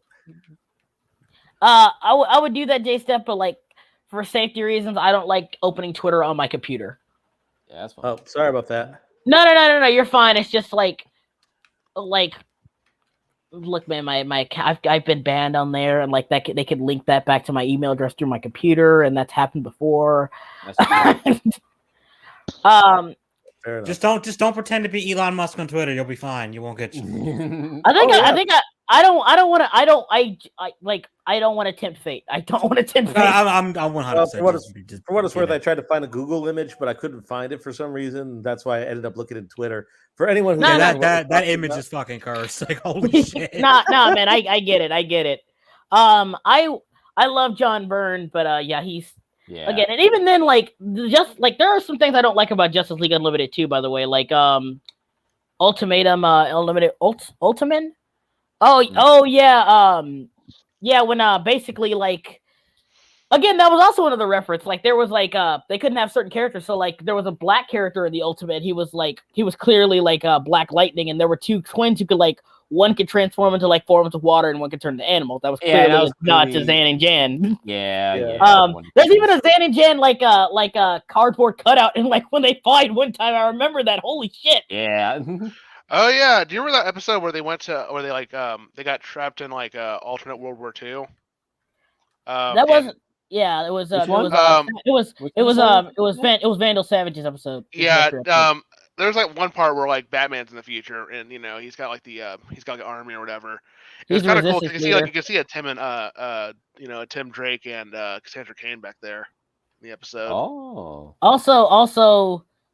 Shockingly, I think they show Barbara and Dick getting together. Yeah. Surprising for Bruce Timm to actually ship that. You know what? He probably wasn't in the board that day, and someone just stuck it in there. What do you mean? I need him cucked immediately. You show that episode, Aaron. He just walks in there with Dee and Duffy. And McDuffie's like, "What the fuck is this?" He's like, "What the fuck is this shit?" He's like, "We talked about this." Batman cucks Robin. That's just how we play the game. Like that is how it's written. McDuffie's like Nick. Like McDuffie's like, bro, we love you, but man, you got some issues, bro. You got some issues. What were you smoking when you made this up? What were you smoking? What pack were you? He just were you like, a part oh of? my god. Okay, that's the worst thing too. He keeps like coming back to it and making it worse. That's the worst thing about just can't drop it. I think Bruce Tim is in denial to the point where he's like, "Come on, guys, if I do it more, you'll like it eventually." It's like, no, here's the thing, Bruce. Just stop doing it, please. Bruce Tim, I'm probably curling a monkey's paw, but Bruce Tim is one of my personal heroes. Like as an artist, like genuinely. I mean, I have one of his art books. I love Bruce Tim. It's just just it's he the Batman part. In the writing room. No, it's not even the Batman part. Just stay away from Batgirl, please. Don't. Whenever you got a project, whenever you got a project, and he's like, oh, cool. You want me to work on Batman? Sure. He's like, wait, is Batgirl in it? The moment you give him put her down. Put the redhead down. The moment you give him Batgirl, please give him an editor. Give him an editor to say, hey, we're not doing that. Not today. We like he hasn't gone full like Frank Miller The Dark Knight Returns. Yeah. I mean, but he just needs to like, oh my god, the last time he did a comic or whatever, it was like they added like an abortion or something like that onto it. I'm like, oh no. Yeah. He did what? Was he involved in the God Awful Killing Joke movie? Oh, that was Bruce. That was horseshit. Yeah, that was him. Okay. And the worst part about it is, if you took out the first third, it's a great adaptation of the Killing Joke. It's just the first third. It's so long. That's what I heard. Like when they just. I wouldn't even say it was great. It was just okay. If you did just those parts, it'd be okay. Yeah, literally just take out the first third, and it's boom. You got an anime Killing Joke. Take out the first third of the movie. Yep. And the worst part is it was supposed to help her. There was things like they thought to like, and it wasn't who was it? It was some writer. Like it was different. It wasn't Bruce Tim. It wasn't Bruce. Bruce Tim only did like the makeout scene. That was pretty much all Tim. Everything else they tried to say, oh, we try to flesh out her character. They literally give Barbara a gay best friend. Yeah. No, it's not even just that too. Like her whole thing is just being in love with Batman. That's her thing. Yeah, it's like he literally makes it that it's that time of the month joke, unironically. Isn't it like a part where he like sprays her with something that's like disorients her and then grabs her or some shit? It's like, okay, guys. And the worst part is he's not even really a villain. He's just some common crook. You try to make her look strong, and she can't take care of a common crook. Yeah. Like, but I think the worst thing out of all of it like is, some Nate lame ass thing like Paris or some shit. Go ahead, Jay. The thing that I thought was the worst part was she was trying to compare the crap that she went through with some sexist jerk on the same level as the trauma that Batman and Robin went through. Yeah, which is fucked up. They stared into the abyss because they lost their entire family. You had to just deal with one inconvenient punk, and you're really comparing yourself to them. You know, Bruce should have been like, "Bitch, I know damn well you are not sitting up here trying to compare these two." One thing one thing that people also don't understand is, and this is something I think it's just me ranting about Batman at this point, I guess, is that people say, "Oh, well, he just could get over his killing his parents. His parents getting killed." Like, it's not just that. It's more like it awakened him to how fucked up the world is. Yeah. And at that point, like he at that point he just went deeper and deeper. Like it's implied, like when he was doing his training and shit, like most incarnations of Batman keep it ambiguous, but it's implied he's seen a lot of shit, like a lot of fucked up shit when he was traveling around the world. And that's kind of why he has this mindset. Also, just imagine telling somebody like, "Hey, I know your parents died, but you gotta get over it." Like right in front of you when you were 10, but you gotta get over it. It's like, bitch, what the fuck? You know what? I did find weird in Justice League Limited, how they kind of handled somewhat Power Girl. She's a clone in this version. She's a clone of Kara in this version. I mean, that's kind of like it's adapting things. That was basically Matrix or whatever her name was in the comics. Yeah.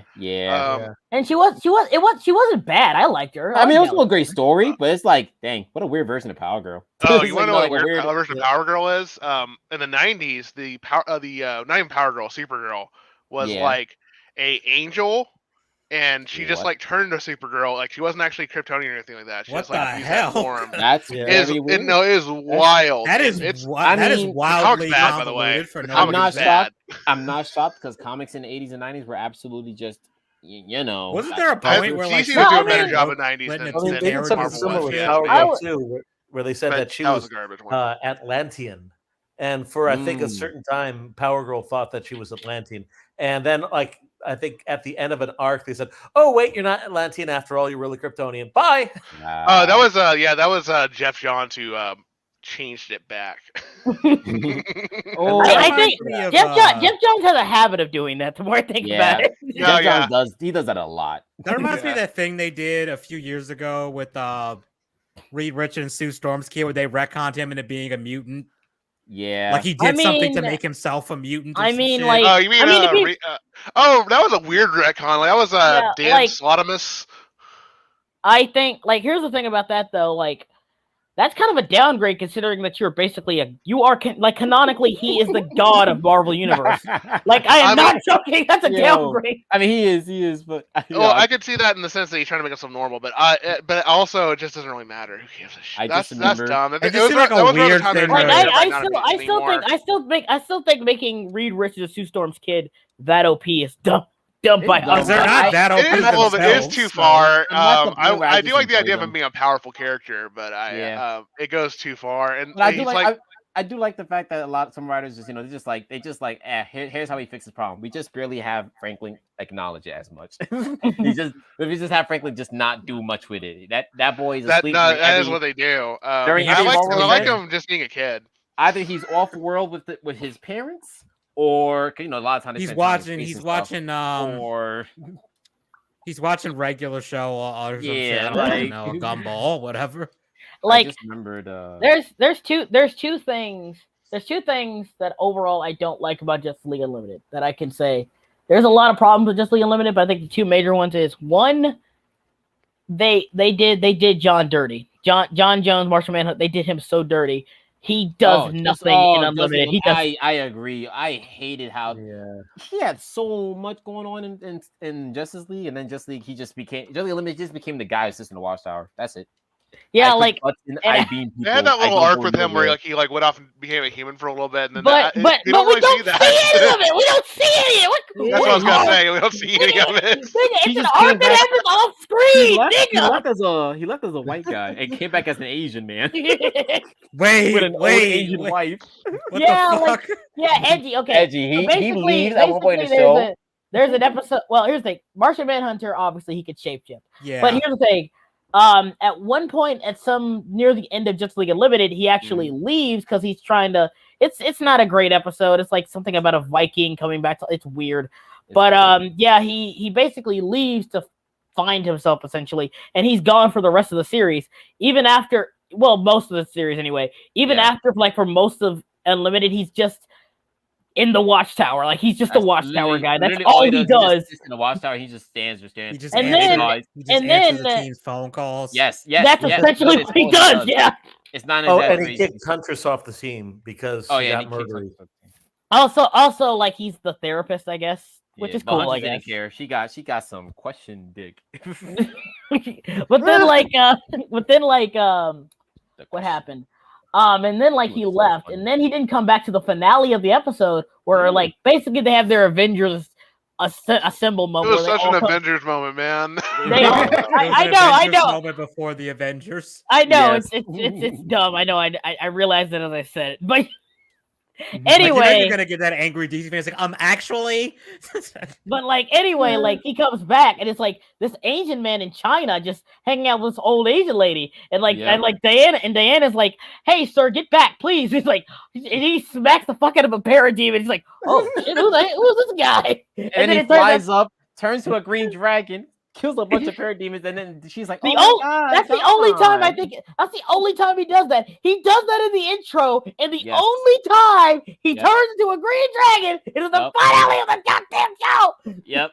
And then the fight goes back to focusing on Superman and Doomsday. But even when he meets Diana again, he's he's talking normally too. He doesn't talk like he used to. He used to talk very robotic, very stilted. Now he's talking pretty normally and naturally. He's got a whole ass wife and shit, and he's like, Diana, I have so much to tell you. It's Tell us, Miss Tell us, nigga, what the hell happened? They don't tell us. They don't tell us. I agree so hard. That was one of the biggest gripes I have rewatching this. I was gonna say this almost sounded like the way you described it almost sounded like a setup for like a Sigma Male meme where he just beats the shit out of the villains and it just leaves with no explanation. leaves the superhero life behind. Refuses to elaborate further. But like, villains. my second gripe with Justice League Unlimited on the whole is Hawk Girl. How they handle Hawk Girl, I don't think they handled it well overall. It's not terrible, but like when she comes back. Yeah, when she comes back. One, she's a member of the main 7 again for some reason. I'm like, wait, okay. Now here's the thing. Apparently, they were supposed to replace her with Aquaman, but they kicked him off the show after Justice League Unlimited season 1, I think. And the reason they did that is because he was supposed to have his own series that never got off the ground. So that was it was a shame because he was an awesome character too. That was messed up. But like they just bring her back. She's one of the main 7 again, and everyone has problems trusting her again. But it's like it's resolved in one episode every single time.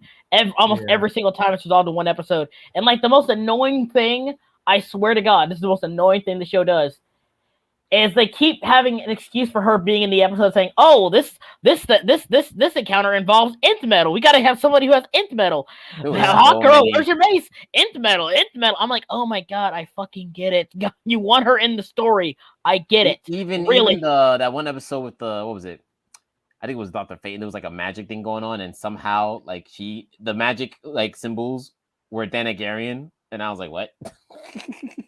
I don't know if you remember that episode, Slim, but I can't remember.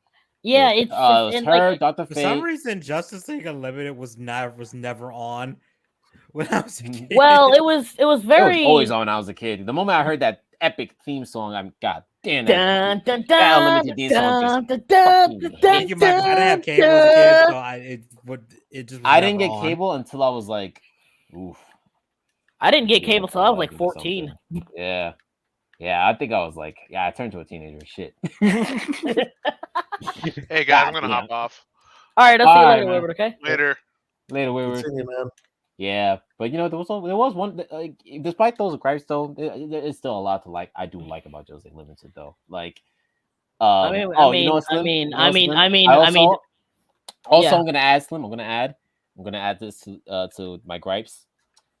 John's love triangle.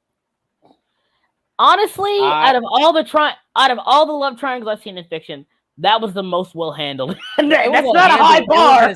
For me, it was just the hot girl part of it. Mainly when they went to the future, and he saw like his other son. But I do like John's answer though. John was like, just because I saw a future where I had a kid with a hot girl, that doesn't mean I'm just gonna go, well, I guess I gotta be with her. I did like that part though. I was like, all right, bro, 7-2 on destiny. My one gripe is, and this is a big gripe. Like Vixen was a cool character, but like every time Vixen was brought up, it's because we got to bring up Hot Girl too. I'm like, just show those two. They had to have that cattiness between them and whatever. I mean, they did work together, and at one point they kind of was like, they just became kind of like buddies a bit. It still got that rivalry, but they were like, you know what, girl, you ain't so bad. And then you know how girls are when you're dating the same guy. And let's roast John, and John was like, damn. Like, damn, they're ganging up on me now. Remember that scene from like the exact face any black man would when he sees his ex and his current girlfriend hanging out together. He was like, oh, yeah, that's like, you don't want that. You don't want that. Like I will say, the entire league in the Watchtower, everyone know they talking shit about him behind his back. Like I swear to God, like it would like it. You ever see that one ER video where he talks about Turf Wars the comic, and you see Mako, and he's like, yes. You two are perfect for each other, and I would know better than that. Yeah, Mako had to face it, just absolute pain. That video always takes me out to this day. It's one of the funniest. His face, his eyes. Yeah, you can just see the artist was like capturing his pain. I think that was an edit. Was that an edit? It was. The eyes was an edit, yes, but like the eyes were an edit. Yes, that would be hilarious if the eyes were kept. would just had that amount of pain to them. But my man, at least John didn't end up like that. At least John didn't end up like that. John didn't look defeated. John did not look defeated. Imagine if that actually happened in the show. Like they both broke up with him, then they just hooked up. Like I think Wally. I mean, that's just some emotional damage, right? Wally would have said. Wally would have said emotional damage. John just looked at him. Nah, man. Now here's the thing. Batman just said. Batman would just say. So what? So what? Your ex-girlfriend and your current girlfriend just ended up fucking each other? He just looks at him and goes, "Get over it. Get over it." I do love, you know who else would probably say something out of pocket? I think I was gonna say Booster Gold because that one episode where Booster Gold is kind of upset because he's not giving like any cool role. That's literally Booster Gold's character, like from the comics. But like it was like him and Elongated Man were stuck on like civilian duty. And then like him and Elongated Man was talking mad shit about the Justice League. But the moment Batman was like, "Hey, we need you, Elongated Man," he was like, "Oh, you know what to say, squeaky wheel." And he just left, and I was like, "Oh, that was awesome." But then Booster Gold had a literal he saved the world while they were saving the world. Like he had his own world saving thing, and nobody believed him. And then in the end of the episode, he got the girl. So when he got the girl, the smart scientist lady, and he's walking by Elongated Man. And Elongated Man's like cleaning up debris, and he just looks at me and says, "Squeaky wheel, buddy. Squeaky wheel." And I was like, nah. Man. I mean, like, Justice League Unlimited gave us a lot of good things. I mean, Fire, Vixen. Yeah. Even that Hawk and Dove episode was cool. Zatanna wasn't an episode. Zatanna was all the way back in the Batman animated series. Yeah, like he was back in the animated series. Yeah, also Circe. Oh my god, goddamn. Sir. Black Canary. Oh goddamn, Black Canary. I'm not. Ooh. They treated us slow with that one. You better hope Ramba is watching. She sleep. I made sure of it.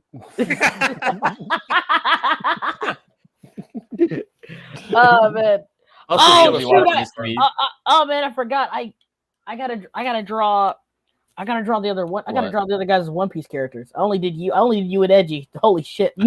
Oh yeah, the One Piece characters. I'm trying to find that one episode where it was like it was an episode where it was about like the real D-list heroes. Like the whole league and everyone was like busy.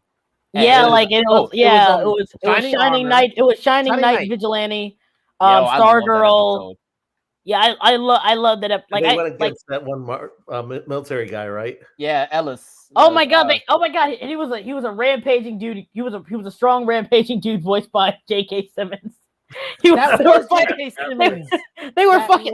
fighting Omni-Man. I forgot that was J.K. Simmons. Sorry, but that is hilarious. That is hilarious. And like he really wants the pictures of Spider-Man. Yeah, the heroes lost, but like it was an episode where it showed like no matter who they were, they kept fighting. Like Ellis was like, "Why do y'all keep getting up? Y'all are weak. I'm only here to kill Superman. All right, I have no beef with y'all. Can y'all move?" And they're like, and the people got on the hero side like, "Look at you, like, bro, you wilding, you become a monster." And he's like, "You know what? Fuck all y'all. I'm out." It's clear okay, I get it. I became the monster I tried to fight. Yeah, like, he was being an I like how casually comes to the conclusion. I'm a dick, but who cares, man? I just want to kill Superman. Fuck y'all. He's like, yeah, I'm wildin'. I don't care. I'll catch him next time whenever I can. I'll kill him eventually. That bitch, he can't escape me forever. I do kind of like. I actually do like what's his name? I actually do like Doomsday's origins in the show better than the comic.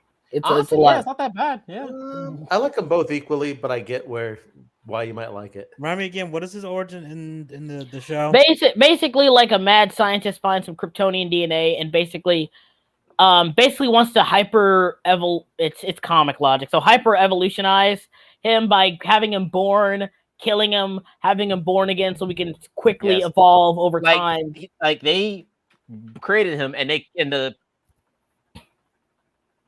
so he could actually speed up the process of getting super strong and smart, because I think that was the best. I'm like, again, comic book logic. I'm like 99% sure that's not how evolution works. But it's not, but comic book logic. That's not how this works. That's not how any of this works. that was so cool because there was one moment where like the scientist who was kind of working on his own thing, he got fired by Amanda Waller because they're like, you wasting money. So on his way out, he goes into where Doomsday is. And he became a mass shooter. Yeah, he's like, hey, I know you're awake, and I know you can understand what I'm saying. And you just see Doomsday open his eyes. He was like, all right, what do you want? And I was like, nah, because the whole time they treat like Doomsday, they treat him like he's just a dumb monster. But then he sees the scientist man talking. He's like, all right, what you want? And I was like, oh my goodness, the beast talk. Yeah, dude. Oh no. What the heck? What? Check the chat. There's some shenanigans going on. Oh crap! Bot. Hey guys! My first bots. I've never gotten bots before. Good job, crap! You're getting up there, buddy. That's how my friend lost his whole YouTube account. Bro, on Friday, like I was streaming, and I think there was 3 people in chat, and the fucking bot came in. Like immediately, it's like there's 3 people in this chat. What are you doing? Me. I remember that. I had to make like 3. I had to make 2 people regular start stream mods just because it's like. How do you make people mods again? Just in case. Right click on the little triple dot next to their name. Click on it, and it should give you the option to make them a mod. Oh really? Oh, okay. No, I don't see that here. Maybe I have to like go on the actual like. You have to go on the YouTube live chat. Okay. Whoa. Doomsday was voiced by Michael J. White. What? Holy shit! I did not. Wait, he was? No way. Hold on. That was Michael J. White. Wait, Spawn? Yeah. Voiced by Spawn? Live action Spawn. Yo, I love Michael J. White. That's one of my favorite. Black Dynamite. He was Black Dynamite. Yeah. Doomsday / Superman. And you hear his Dynamite. Superman, I told you to throw my kung fu. When somebody tries to hit him, somebody get hit with a kryptonite boomerang. That shit blocked him in the room. Nah, every time he hits somebody, he just says that the Black Dynamite. Sorry. Listen, Superman. I'm not gonna let you store me and my little whore orphanage. My orphanage. Mr. Doomsday, are you my daddy? Oh, this is just hang on a second. That is hilarious. I did not know that. I didn't know that either. Funny. Like this, that opens up so many jokes. It really does. My god. It's funny because who else did Michael J. White play? He did a lot of stuff. Let me see, because I know he be around the block sometimes. You know, he was in Dark Knight. The Dark Knight. He was the guy that. Enough from the clown. Considering that he played, considering his history with clowns, I don't blame him. I know. John Leguizamo violator. That was just weird. That was weird. Although I do give props to Leguizamo for really dedicating. He was actually good. Him and Michael J. White were the best part of the movie. They were. Yeah. He was an Arrow. I didn't know that. Yeah, well, in the movie, what ended up happening was John Leguizamo's character. He was told, "Okay, there's pizza here. It's gonna have some maggots. We want this to look as realistic as possible." And he's like, "I'm only doing this for one take," and that's when he like picked up the pizza, like ew, and he saw like anchovies, and then he actually took a bite out of the pizza. Yeah, he was in Brave and the Bold for one episode, I think it says. The tattooed man. Interesting. I still stand by it, Keith. I still stand by the animated Spawn movie. I mean, animated Spawn music video. Animated Spawn was basically the Batman animated series on crack. That's what the Spawn show was. Wait, in a good way. He was Bushido Brown? Huh. Wait, he was Bushido Brown too? I apparently. Dude, I didn't even realize that was him. Wow, okay. Wow, okay, dude. Damn. All right. Was he Frylock? No way. Was he? No, I don't think so. I think that might be someone else. Because they sound similar. It's probably not him, but he sounds similar. Hang on. Justice League Heroes as a video game? Let me see. Dragon, I'm gonna have to fight you on that when anchovies are on pizza. They're not good, but anchovies by themselves are fine. Yeah. I don't anchovies make fantastic ramen tare. And he voiced John in a Justice League not on pizza video game. That to me is weird. Carrie Mean, that's who voices Frylock. They sound similar. Yeah. What? I never seen Justice League Heroes. Oh, what is this? PSP? Well, yeah, okay. Apparently, he voiced Green Lantern in Just League Heroes, some PSP Just League game. I've never played that. So. I mean, either. I never heard of it. Just League Heroes 2006, huh? Okay. Ron Perlman was Batman in this game. What? What? Ron Perlman was Batman in this game. That sounds interesting. Wait, what's the name of this game? It's called Justice League Heroes. Hang on, Justice League Heroes. Yeah, I'm on the IMDb page. This is very interesting. And it's a video game? Yeah, apparently. Can we get like a cutscene thing up? I'm just curious to see what Ron Perlman as Batman. Ron Perlman Batman. That's something. Oh man. I'm gonna put the IMDb link in the chat so you can look at the voice actors for these Just League members, because this is an interesting mix. Okay, yeah, let's look at this real quick. Noob, I resent that, sir. Greatest Yo, I spent Zatanna, mistress of magic. Oh my. Voiceover. The shape-shifting Martian commander. You're looking kind of white there. Galactic law enforcement officer. This came out in 2006. Never seen that hairline though.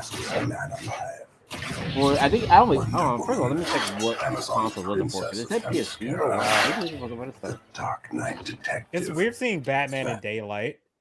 Like that, like you just. Superman just broke a wall for no reason. He's a dick. He really did. There was no reason. Why is Zatanna here? I don't hate Zatanna. Why is she here? It was for Xbox and PlayStation 2. I've never heard of this game. And it was a DS and PSP version. Okay. I missed the pre-Flashpoint design. Hang on. I can hear him. I don't remember asking for any help. Well, since I'm here anyway. They sound off. They sound weird. They do. Well, Slim, if you click the link I sent, you can see who voiced Superman 2. Not that I know who that is. Who is this? Crispin Freeman? Let's go. No, the graphics aren't that bad. Why are you running? You're Superman. Why the fuck are you running? Whoa. The guy who voiced Superman is Alucard? What? Wait. Which Alucard are we talking about? Helsing. Helsing Ultimate. Oh shit. You don't know who's behind this. He just sounds so tired. Listen to him. He sounds bored. Rob Perlman, I'm sorry, this ain't it, bro. This ain't it, Chief.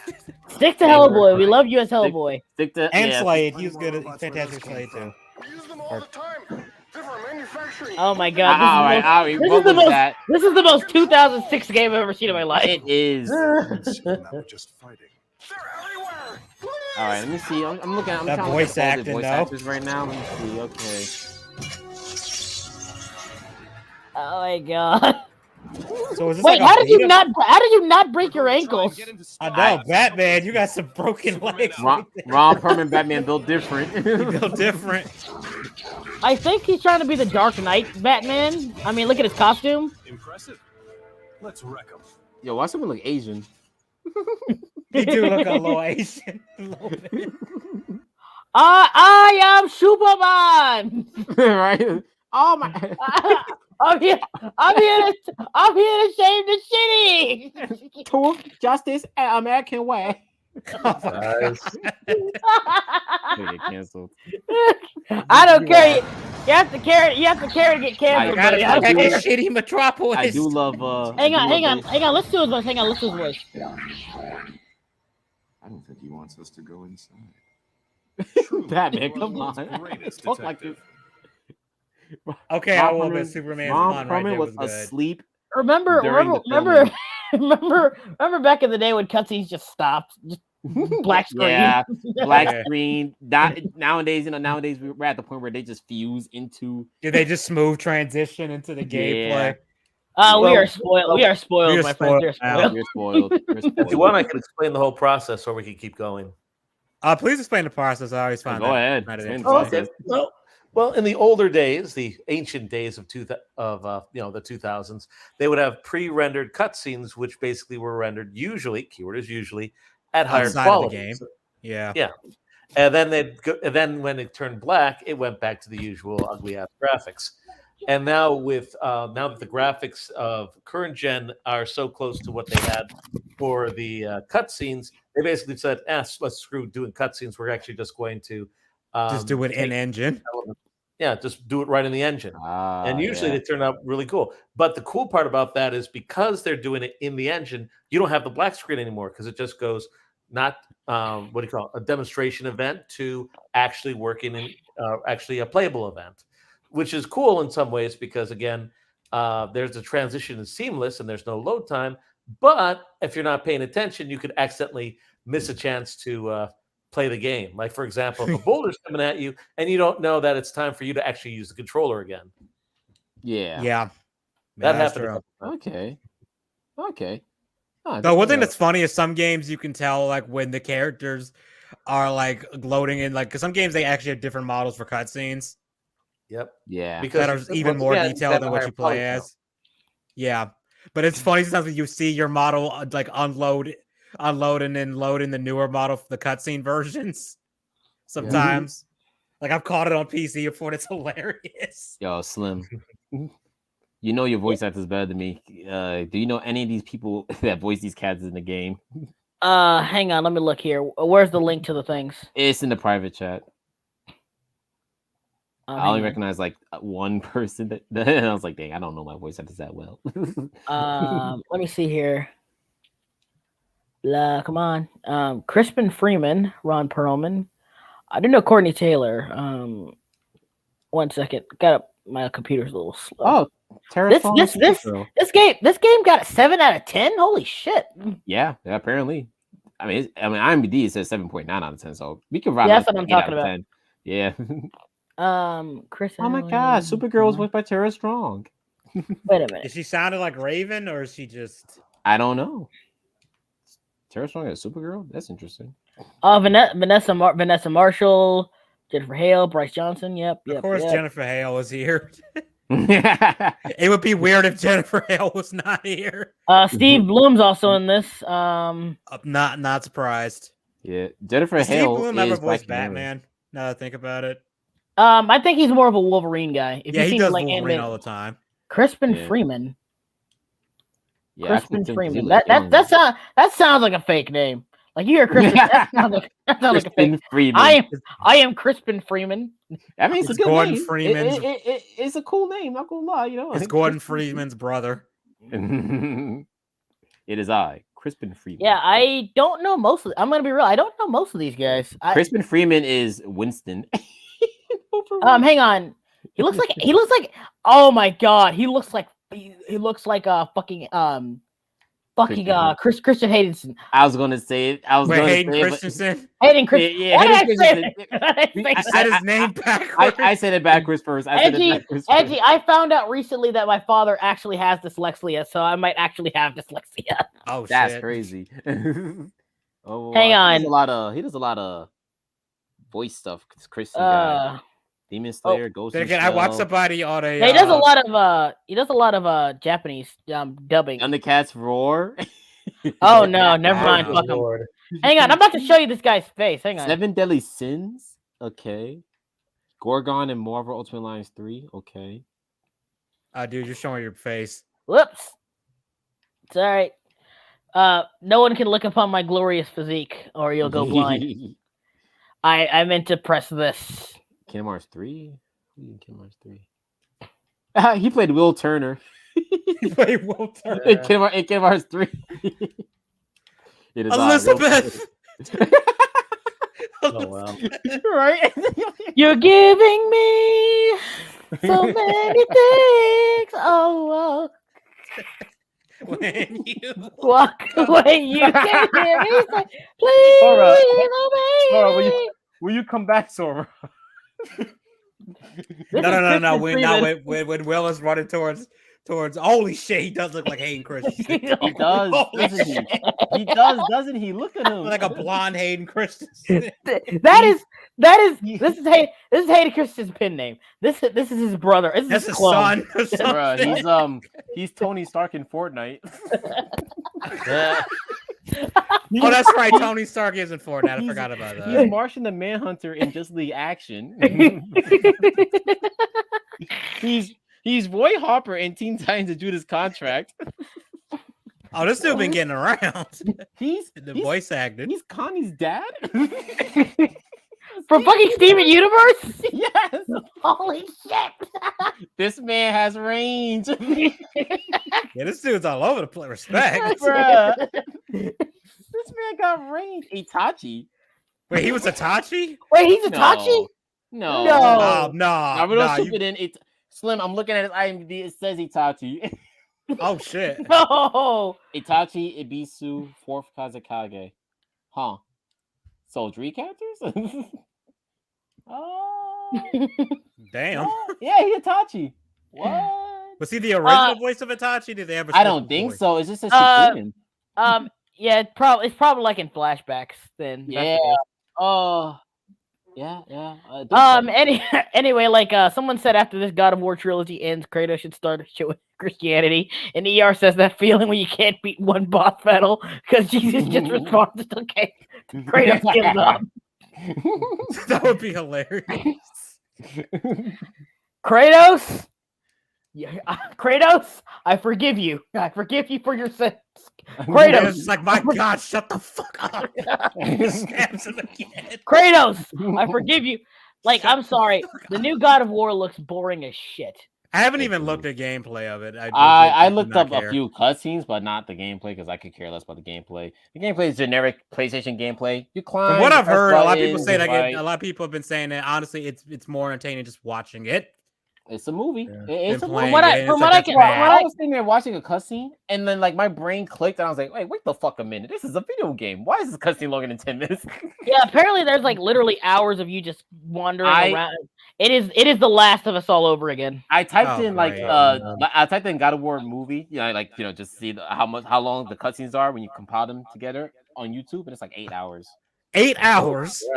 Yeah. I was like, that's so. I'm pretty sure the original game was at least like 4. Yeah. At least like 4. At the most. I don't even know. Because I don't say because God of War 1, actually God of War 1, I think that does have quite a bit of cutscenes. Yeah, but it's not that crazy. But they usually weren't that long though. But again, an average length of game cutscenes is 3 hours. That's at the most. Yeah, like so if it's a story heavy game, 3 hours. If it's a somewhat story heavy game, or if it's like a JRPG, then yeah, we can understand the cutscenes being like 10 hours or some shit. Because the game is gonna be like 50 hours on top of that. Ooh, I've been playing Persona 5 nonstop. Jesus Christ, holy shit. Hey, he's a Digimon too.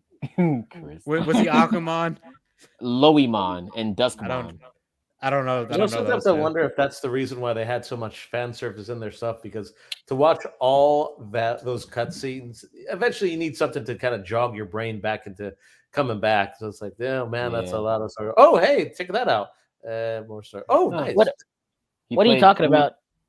Oh, we're talking about JRPGs. Yeah, JRPGs. Sorry, I guess we got off that topic. Too late. Nah, it's fine. He did 2 Star Wars Knights of the Old Republic characters. I didn't play Knights of the Old Republic. And he didn't play Vader? He played or Anakin? Joggy and Nico? I don't know who Joggy and Nico is. Nico, let's go bowling.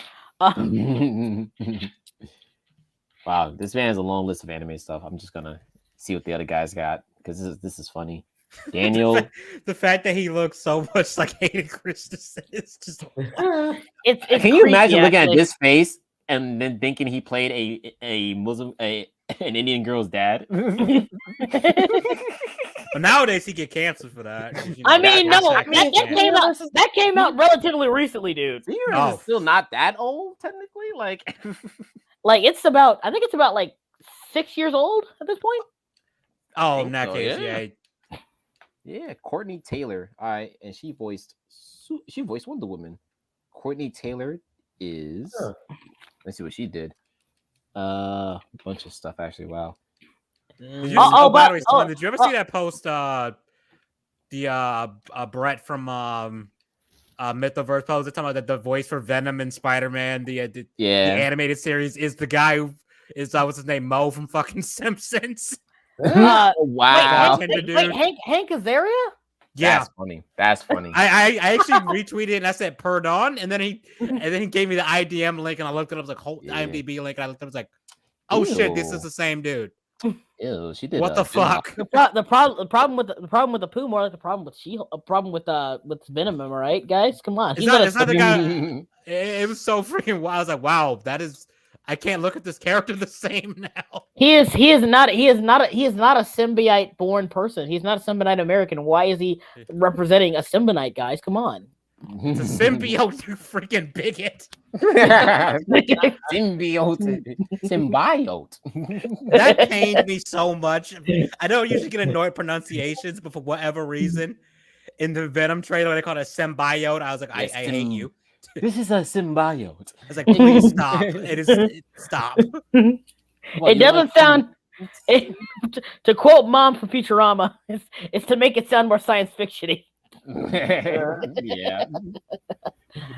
Oh god. I was like, please stop. Please stop calling it a symbiote. That sounds dumb.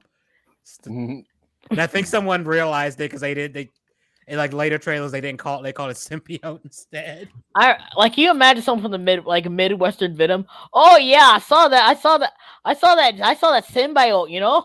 We just moved down here from Boca. We just moved down here from Boca. Just seeing a symbiote. Symbiote. Oh. Could you imagine? Could you imagine a symbiote? A symbiote just attaching himself to like a mild-mannered fucking Midwesterner. That'd be so funny. You bump into him, and he's like, "Hey." He's like, polite Southerner. It's like, well, howdy there. He's like, who are you? We're Venom, eh? We're Venom. I'll if you do that again, man, I'll bite you. I will. It's a Canadian. It's a Canadian. Keeps apologizing. Oh, I'm very sorry about that. What about to bite your head off? I'm sorry. I'm sorry about that. I gotta bite your head off now. I mean, technically they have, considering Wolverine's been taken by the symbiote. Yeah. True. Oh, now he definitely doesn't act like the quote unquote stereotype of a Canadian, except for like in Labatt. Yeah. I think that was pretty much it. That's funny. I remember in Superhero Squad show he literally became Captain Canada. That's funny. That's the girl who who voiced Zatanna in that game voices Zatanna in almost everything else. So she's just like the Zatanna voice actress. She's Zatanna in Teen Titans Go, the Zatanna in DC Superhero Girls. So, yeah. Was she Zatanna in Injustice? I don't know. I'm still going down the list. I'm still in 2021. She did a lot of work in 2021. Oh wow. Hey, get your money. Carmen Sandiego, she's Tigers. Okay. Big Hero 6, BCD Green, Cleopatra in Space, Cyberpunk 2077. Cool. Oh damn, yeah, she's damn. Even the Boss Babies ain't safe. She taking every role. Batman Death in the Family, Star Wars Squadron, Spirit Riding Free, Glitch Text, Tom and Jerry, Rocketeer, taking Zeke. There's not a single damn, she is everywhere. Dorothy and the Wizard of Oz, American Dad, Last of Us 2. She might be a new Jennifer Hale where she's everywhere. Dr. Stuffins, new Looney Tunes. Damn. I found this very, very cringe. Oh no, comic. I don't know. I'm not. I don't. You piqued my interest. My eyebrow was raised. All right. Looking. Is it political comic level cringe or just? I don't know. I don't know if this is meant to be ironic or not. That's the worst part. Look at fucking Slime Brain. I mean Peter Hills. All right, let me peep.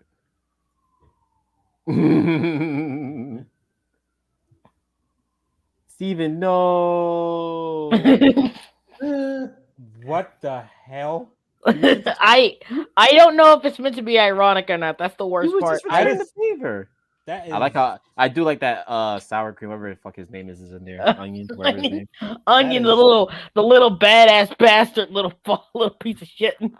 Archie got I mean, it doesn't matter because Steven can break out of jail anytime he wants. Bro got strength. Yeah, I'm not gonna lie. Now this might sound controversial, right? But if Steven wasn't a pussy, right? Like say he wasn't a pussy. and he was like, "That's a tall order." But imagine he think of him like your average shonen protagonist, personality wise. So he ready to throw hands. If he was an average shonen protagonist, I think Steven could low-key solo My Hero Academia. I thought about it until Deku gets his like 8th form, but whatever the fuck, I don't fucking know. I'll be honest again. He'll solo Deku with his 8th form. Steven low-key got some crazy powers. I ain't gonna lie. All right, fine, but you guys don't get mad. Don't. What? You guys. Hold on, 1 second. Sauron just did a thing. Oh. He's Sauron. He's not feeling too good tonight. Okay, I was just making sure he was okay. Hope he feels better. Yeah, hope he feels better, man. Yeah, the little bitch. Anyway, okay, I'll stop. I gotta. Whoa. Now I gotta draw Steven Universe. You will be visited by the Nazgul tonight. But yeah, I actually. You just look outside your window and the Nazgul theme is just they just got the boombox there playing the Nazgul theme outside your door. Steven Universe would have solved Naruto's whole problem. All right, I hope this doesn't get me like kicked off YouTube, but whatever. What? Because I'm about to show them the thing. Oh, okay, let's see. Oh yeah, let's see it. You about to show the funny? I think Steven would have beat it pain while fighting him. Here's the thing: I actually did have an idea for like I was gonna say like fixing Steven Universe, but I'm like I kind of don't feel like the effort. Don't even bother. Don't fix Steven Universe. Instead, just put Steven Universe in other stories and make him better. I think the best we could do is Chad Universe. The Chad Universe. There's a lot Steven Universe could get away with if he was in other series and he wasn't a pussy. Wait, is it really that bad? Hang on a second. Next door. That is just cursed. I like how Steven's just thinking about what he did wrong. It's like hang on 1 second. Let me do this. And now I'm thinking about fake. And now I'm thinking about fake Hayden Christensen coming and picking Akane up, like, daughter, are you okay? And he's like, fake Hayden Christensen. faking Christensen. It's funny because his name is like Hayden Christensen, Crispin Freeman. If I say it right after the next, it almost flows into a full name. Hayden Crispin Freeman. Yeah, here it is. Just I don't know if this is ironic or not. I don't know. Guys, wait, there's more of this? No, same thing. I was about to say there's more to it. I don't know if this is meant to be ironic or not. Whoever made this was playing like 4D chess or something, because I don't know. If it's a troll, it's a good troll. I don't know. It is a good troll. The message is pretty simple. The rules for thee, but not for me. Genocidal cat. It is not hard to do better. But you see if they're real. Just like how Naruto forgave Orochimaru. Steven. I mean, I do like how Orochimaru just kind of said, y'all too powerful. I don't even care anymore. I am not. The fact that Orochimaru is still alive is baffling to me. It's like, he still should have went to jail though. And he had a son too. Holy It's crazy how I figured either Sasuke or Naruto were just gonna kill him. Nah, because Naruto like with the most utterly like no care in the world was like, I pardon thee, and everyone was like, you dead ass. You what? Nigga, what? You know how many bodies he had in his lab? Like actual. I'm not even figuring like actual. Like, do we have to remind you of how this dude tormented you in the woods when you were a kid? And I do like Orochimaru's reasoning too. Like that's the funniest part of it. Orochimaru's like, yeah, too powerful. I ain't even gonna try. You know what, man? I'm done. It's cool. We cool. Honestly, right? I kind of want to see more villains do that shit when they just see that the characters too powerful. Like, you know what? You win. Can you imagine Steven and Chainsaw Man? I think he'll break. I don't know. I haven't read Chainsaw Man. I heard it's good. I don't know too much about Chainsaw Man. The fact that it's not long, I read it within the day, and I was like, "Damn, this is actually not that long." I think that episode, that show might be under 20 episodes. It's not a long series. Oh, the series is already done. Well, I mean, it was done, but not as a new part. There's more stuff he's making right now. But other than that, the first part of Chainsaw Man, like originally that the show is going to be based off of, yeah, it could be under 25 episodes tops. Like it's not that much content. I was wondering if this was gonna be one of them like long ass 200. Nah, bro. Chainsaw Man, like things. The Chainsaw Man story before they added this whole like extra part that they're doing now, like a new arc or whatever, that ends under like I think 90 chapters. So damn, that's not bad. All right, can I ask a question? I haven't had a chance to actually see the show. What is it about? Some people are kind of comparing it to Batman. Some people are comparing it to High School DxD. Whoa. Okay, those are some I do know the main character has like a whole thing that he wants to touch boobs. I just know that. Okay, it's about Denji. You know, he's the main character. He's a demon hunter. And at first his life is shitty. He's a demon hunter who's trying to pay off like his dad's debt or something like that. His dad died, left a big huge debt, and the Yakuza like, hey, pay that debt or we kill you. And he's been paying off this debt since he was like 10 or something. Oh shit. Yeah. Like we Yakuza, first see like these hands are rated E for everybody. Like when his dad died, the same day his dad died, they were like, hey kid, listen, he owes us money. Get us to it by the end of the day, or we'll just, I don't know, like sell your body or something. Same day his dad died. He finds a little chainsaw dog, which is a demon, and they become friends because he was hurt and he helped him. So he goes to the Yakuza guys. He's like, hey, listen, I killed a demon with this chainsaw dog, so like I could work for you instead of killing me.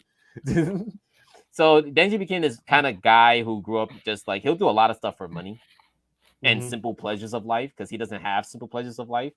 Like literally, like jam on toast is like a fantasy to him. He's never even had it. Like he's like, do you like he was talking to his dog? Holy like, shit! Jam on toast, like that's insane, right? Can you imagine? I was like, oh my god, my poor boy. Wait, you say he doesn't know about jam on toast? He's never had jam on toast, and he's like 17 in the show. Dude, damn. Yeah, Denji's a like what does he eat then? Holy shit! Instant ramen, I take it. Very cheap instant ramen. In the show, he ate a cigarette for like a couple of yens, and he still had some money left over from a demon hunt. So he had a loaf of bread, and that was gonna last the weekend. Damn. Yeah.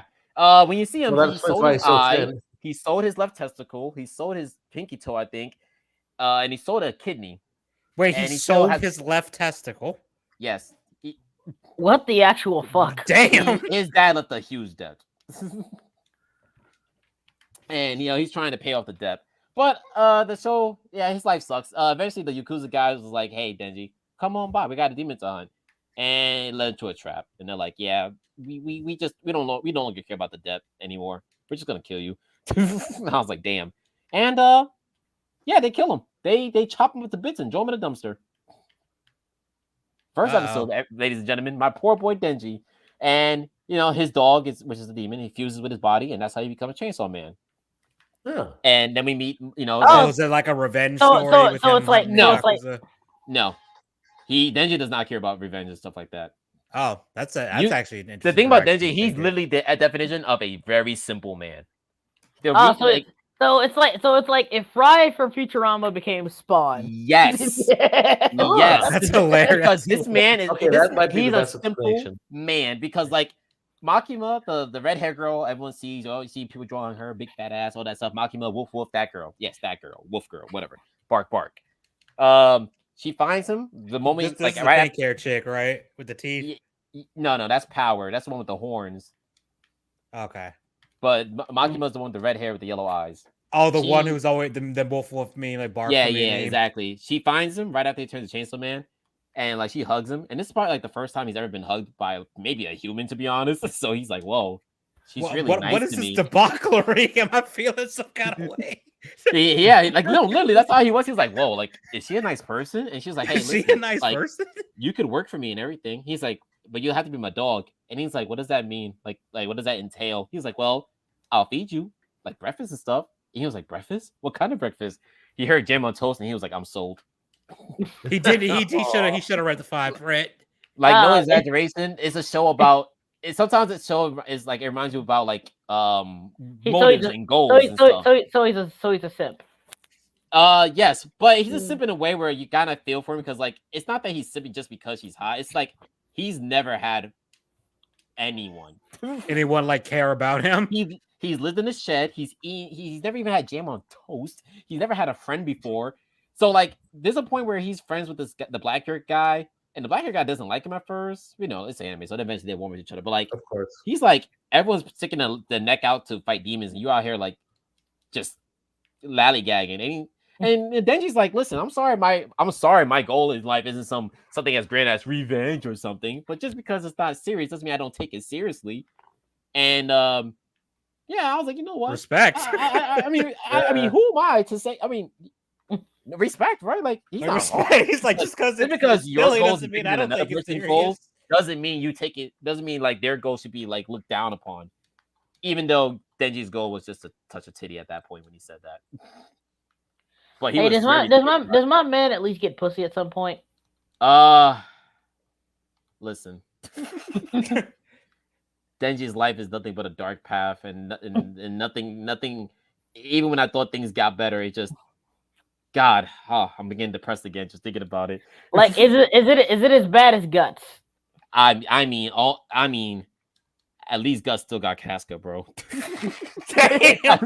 Well, at least considering the recent chapters, Casca, the recent chapters, even damn it, I forgot. Damn. Why can't they let this man be happy? The reason Denji moves on though is different. Guts moves on because he's Guts. You know, Guts is like he moves on to a better future. You know that. Denji just, as long as he's alive, for him there's a chance he can still score. He is. You know what? Actually, no. He is Fry from Futurama and Beavis and Butthead. That is who he is. He is. That's a interesting combination. Do you know what his new goal is in the latest arc, the newest arc? After everything that went down, which was almost world ending for him, his latest arc is, I want the world to know I'm Chainsaw Man so I can score. He said that to a man who is monitoring him. Like some guy was like, hey, I'm in an organization. We're kind of just monitoring you. So like, why do you want to expose yourself so bad? And my man said, I just want to get some pussy. And the guy literally did the meme where, you know, like the con where the guy puts his finger up and points, but then he puts his finger down and thinks. Like he literally like, well, shit. I mean, you know what? Honestly, I'd rather have the power of that into that kind of person than someone else who's like actually ambitious. Like, okay, fine, cool, dude. Yeah, go ahead, dude. That's fine. Denji's ambitious for the. I don't want to say wrong things, just the small things in life. Like that explains that meme I saw where it's like the the memes like they don't know I'm this thing's in the party meme. It is they don't know I'm Chainsaw Man. That's literally the new chapters. He was trying so hard. He was one girl in class. He's like, listen, yo, girl, I'm Chainsaw Man. I'm like the baddest nigga in the land. And she was like, nigga, shut up. You ain't Chainsaw Man. You a bum. He's like, but I am. Wait, he can't activate it on his own? He can, but like he just thought she would believe him, but she didn't. So why doesn't he just activate it and show her? He was about to, but a demon got in the way. He got cock blocked by a demon. Cock blocked. I mean, Denji's whole life is nothing but cock blocks, tragedy. I mean, like, let's be real here. If you got superpowers, realistically, you would exploit it to get some pussy. Like, I mean, I'm not gonna lie. That's why Denji's relatable. like for instance, right? Power is she's a demon that took over a human's body, but she works with the demon agency because Power just for some reason isn't like other demons. She has a high IQ and she can work with humans, so she works with the demon hunter agency. Granted, if she's out of line, they will kill her. They will not hesitate. But so Power is like, she's like, I have a cat. I like the cat. It's my cat. And Denji was like, I don't like cats. They're dumb. Cats are stupid. But he's like, you know what? I feel sad, baby, if you talk about a dog. And she was like, so you want to touch the boob real bad? He's like, yeah. He's like, all right, well, what do you think about the demon? Like, you know, like he took my cat. And maybe if you help, I can let you get your goal. And all of a sudden, Denji just switched up. He's like, that motherfucking demon. What kind of an animal takes a poor defenseless kitty cat? People, let's go kill him. That is utter that is something fucking Fry from Futurama would do. That's what I'm saying. And then Denji's still a nice guy and whatever, because like when he's fighting for the cat, like he's putting his all in fighting. And she's like, is he really doing all this just to touch a boob? And when you go back to Denji, yes, Denji is actually he's fighting to his heart's content, and he's like, I will touch this boob. I will not die before I touch a boob. Yeah. I am not going down until I get something. Also, J-Step Bag, you also got to do your best Batman voice. We all did it earlier. Oh, okay. I kind of suck at this. Batman voice. Damn. This is where I watched my parents die, Raphael. Cowabunga. Dude, I can be gaming. Dude, I can be gaming. Michael. All right, that's my best Batman impression. I don't know what That actually wasn't bad either. It wasn't? Really? J Steph, what about you? Oh. Excuse me. I got to get right in the mindset. Yeah. I'm rubbing my temples right now, thinking who Batman is.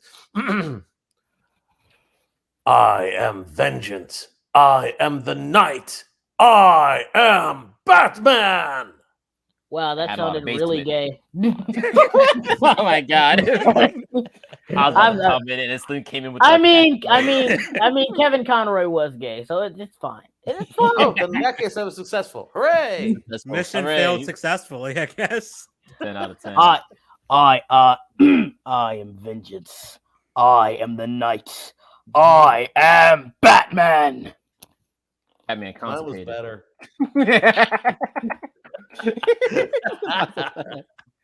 What'd you say? I said mine was better. I can only do Christian Bale Batman. I can't. Swear to me. Swear to me. Where are they? Where are they? Where's your trigger? You're not gonna turn ordinary citizen. All right. Like he went full dog growl at that point. Like Bane's like, dude, what the fuck are you saying? Doing Adam West Batman. Okay, let me try. Holy Toledo, Robin! A bank's been robbed down the street. Sometimes just can't get rid of a bomb. I can't. Oh, geez, Batman. Geez, diddly dee, Batman. Gee, Willikers. I can do a good prissy villain voice. Holy, like, gee Willikers, Batman. What are you going to do now? You see? Yeah, Batman. All right, I'm gonna end the stream. I'm going to get my bat, not my bat, I'm just my kidding. shark repellent and spray all over you. Ooh. You know the funny thing is, shark repellent is a real thing. Yes, it is. Oh shit! That's the wild part. It wasn't made Before you cut the stream, I do highly recommend checking out Chainsaw Man.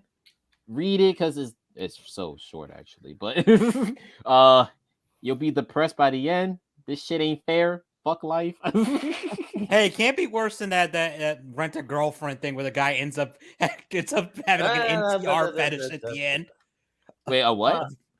That's a part. I think it's a part of Reese arc where the guy imagines that his ex, the girl that brutally dumped him, is getting fucked by somebody else.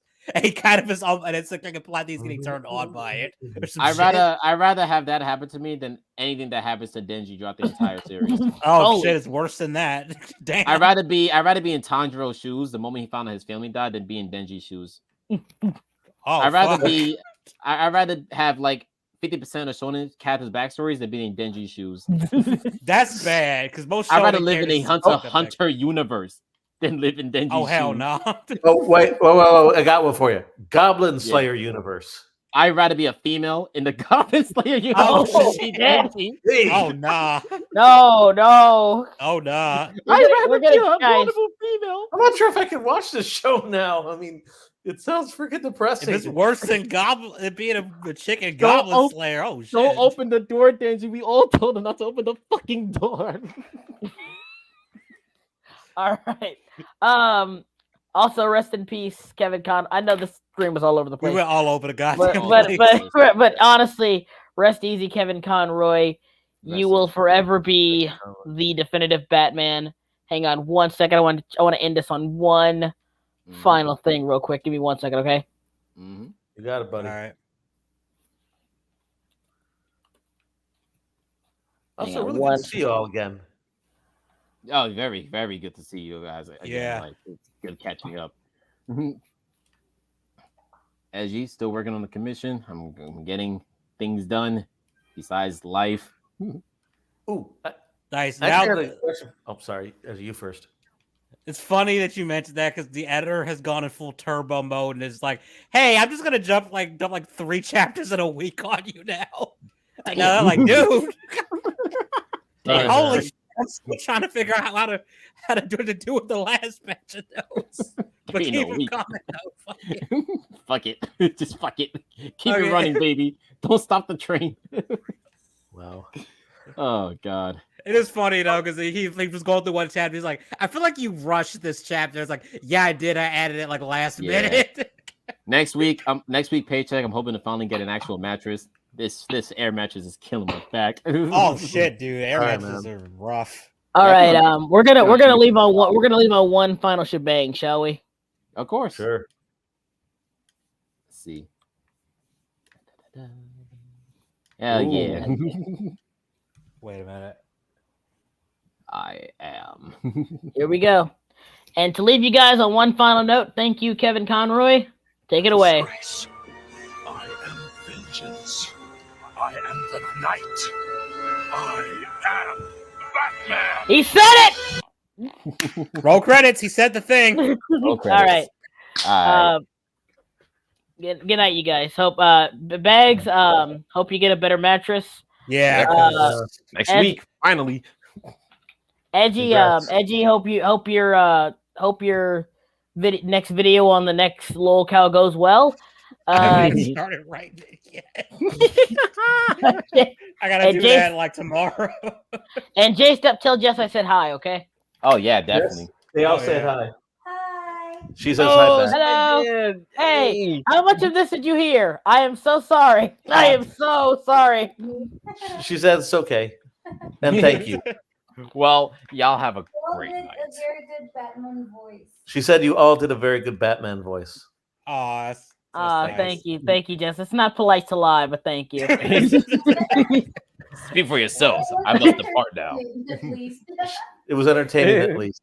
It was. All right. Hey, entertainment is good enough. Oh yeah. Good night. We're not professionals here. Disclaimer. All right. You're welcome. Take care, all. All right. See you guys later. All right.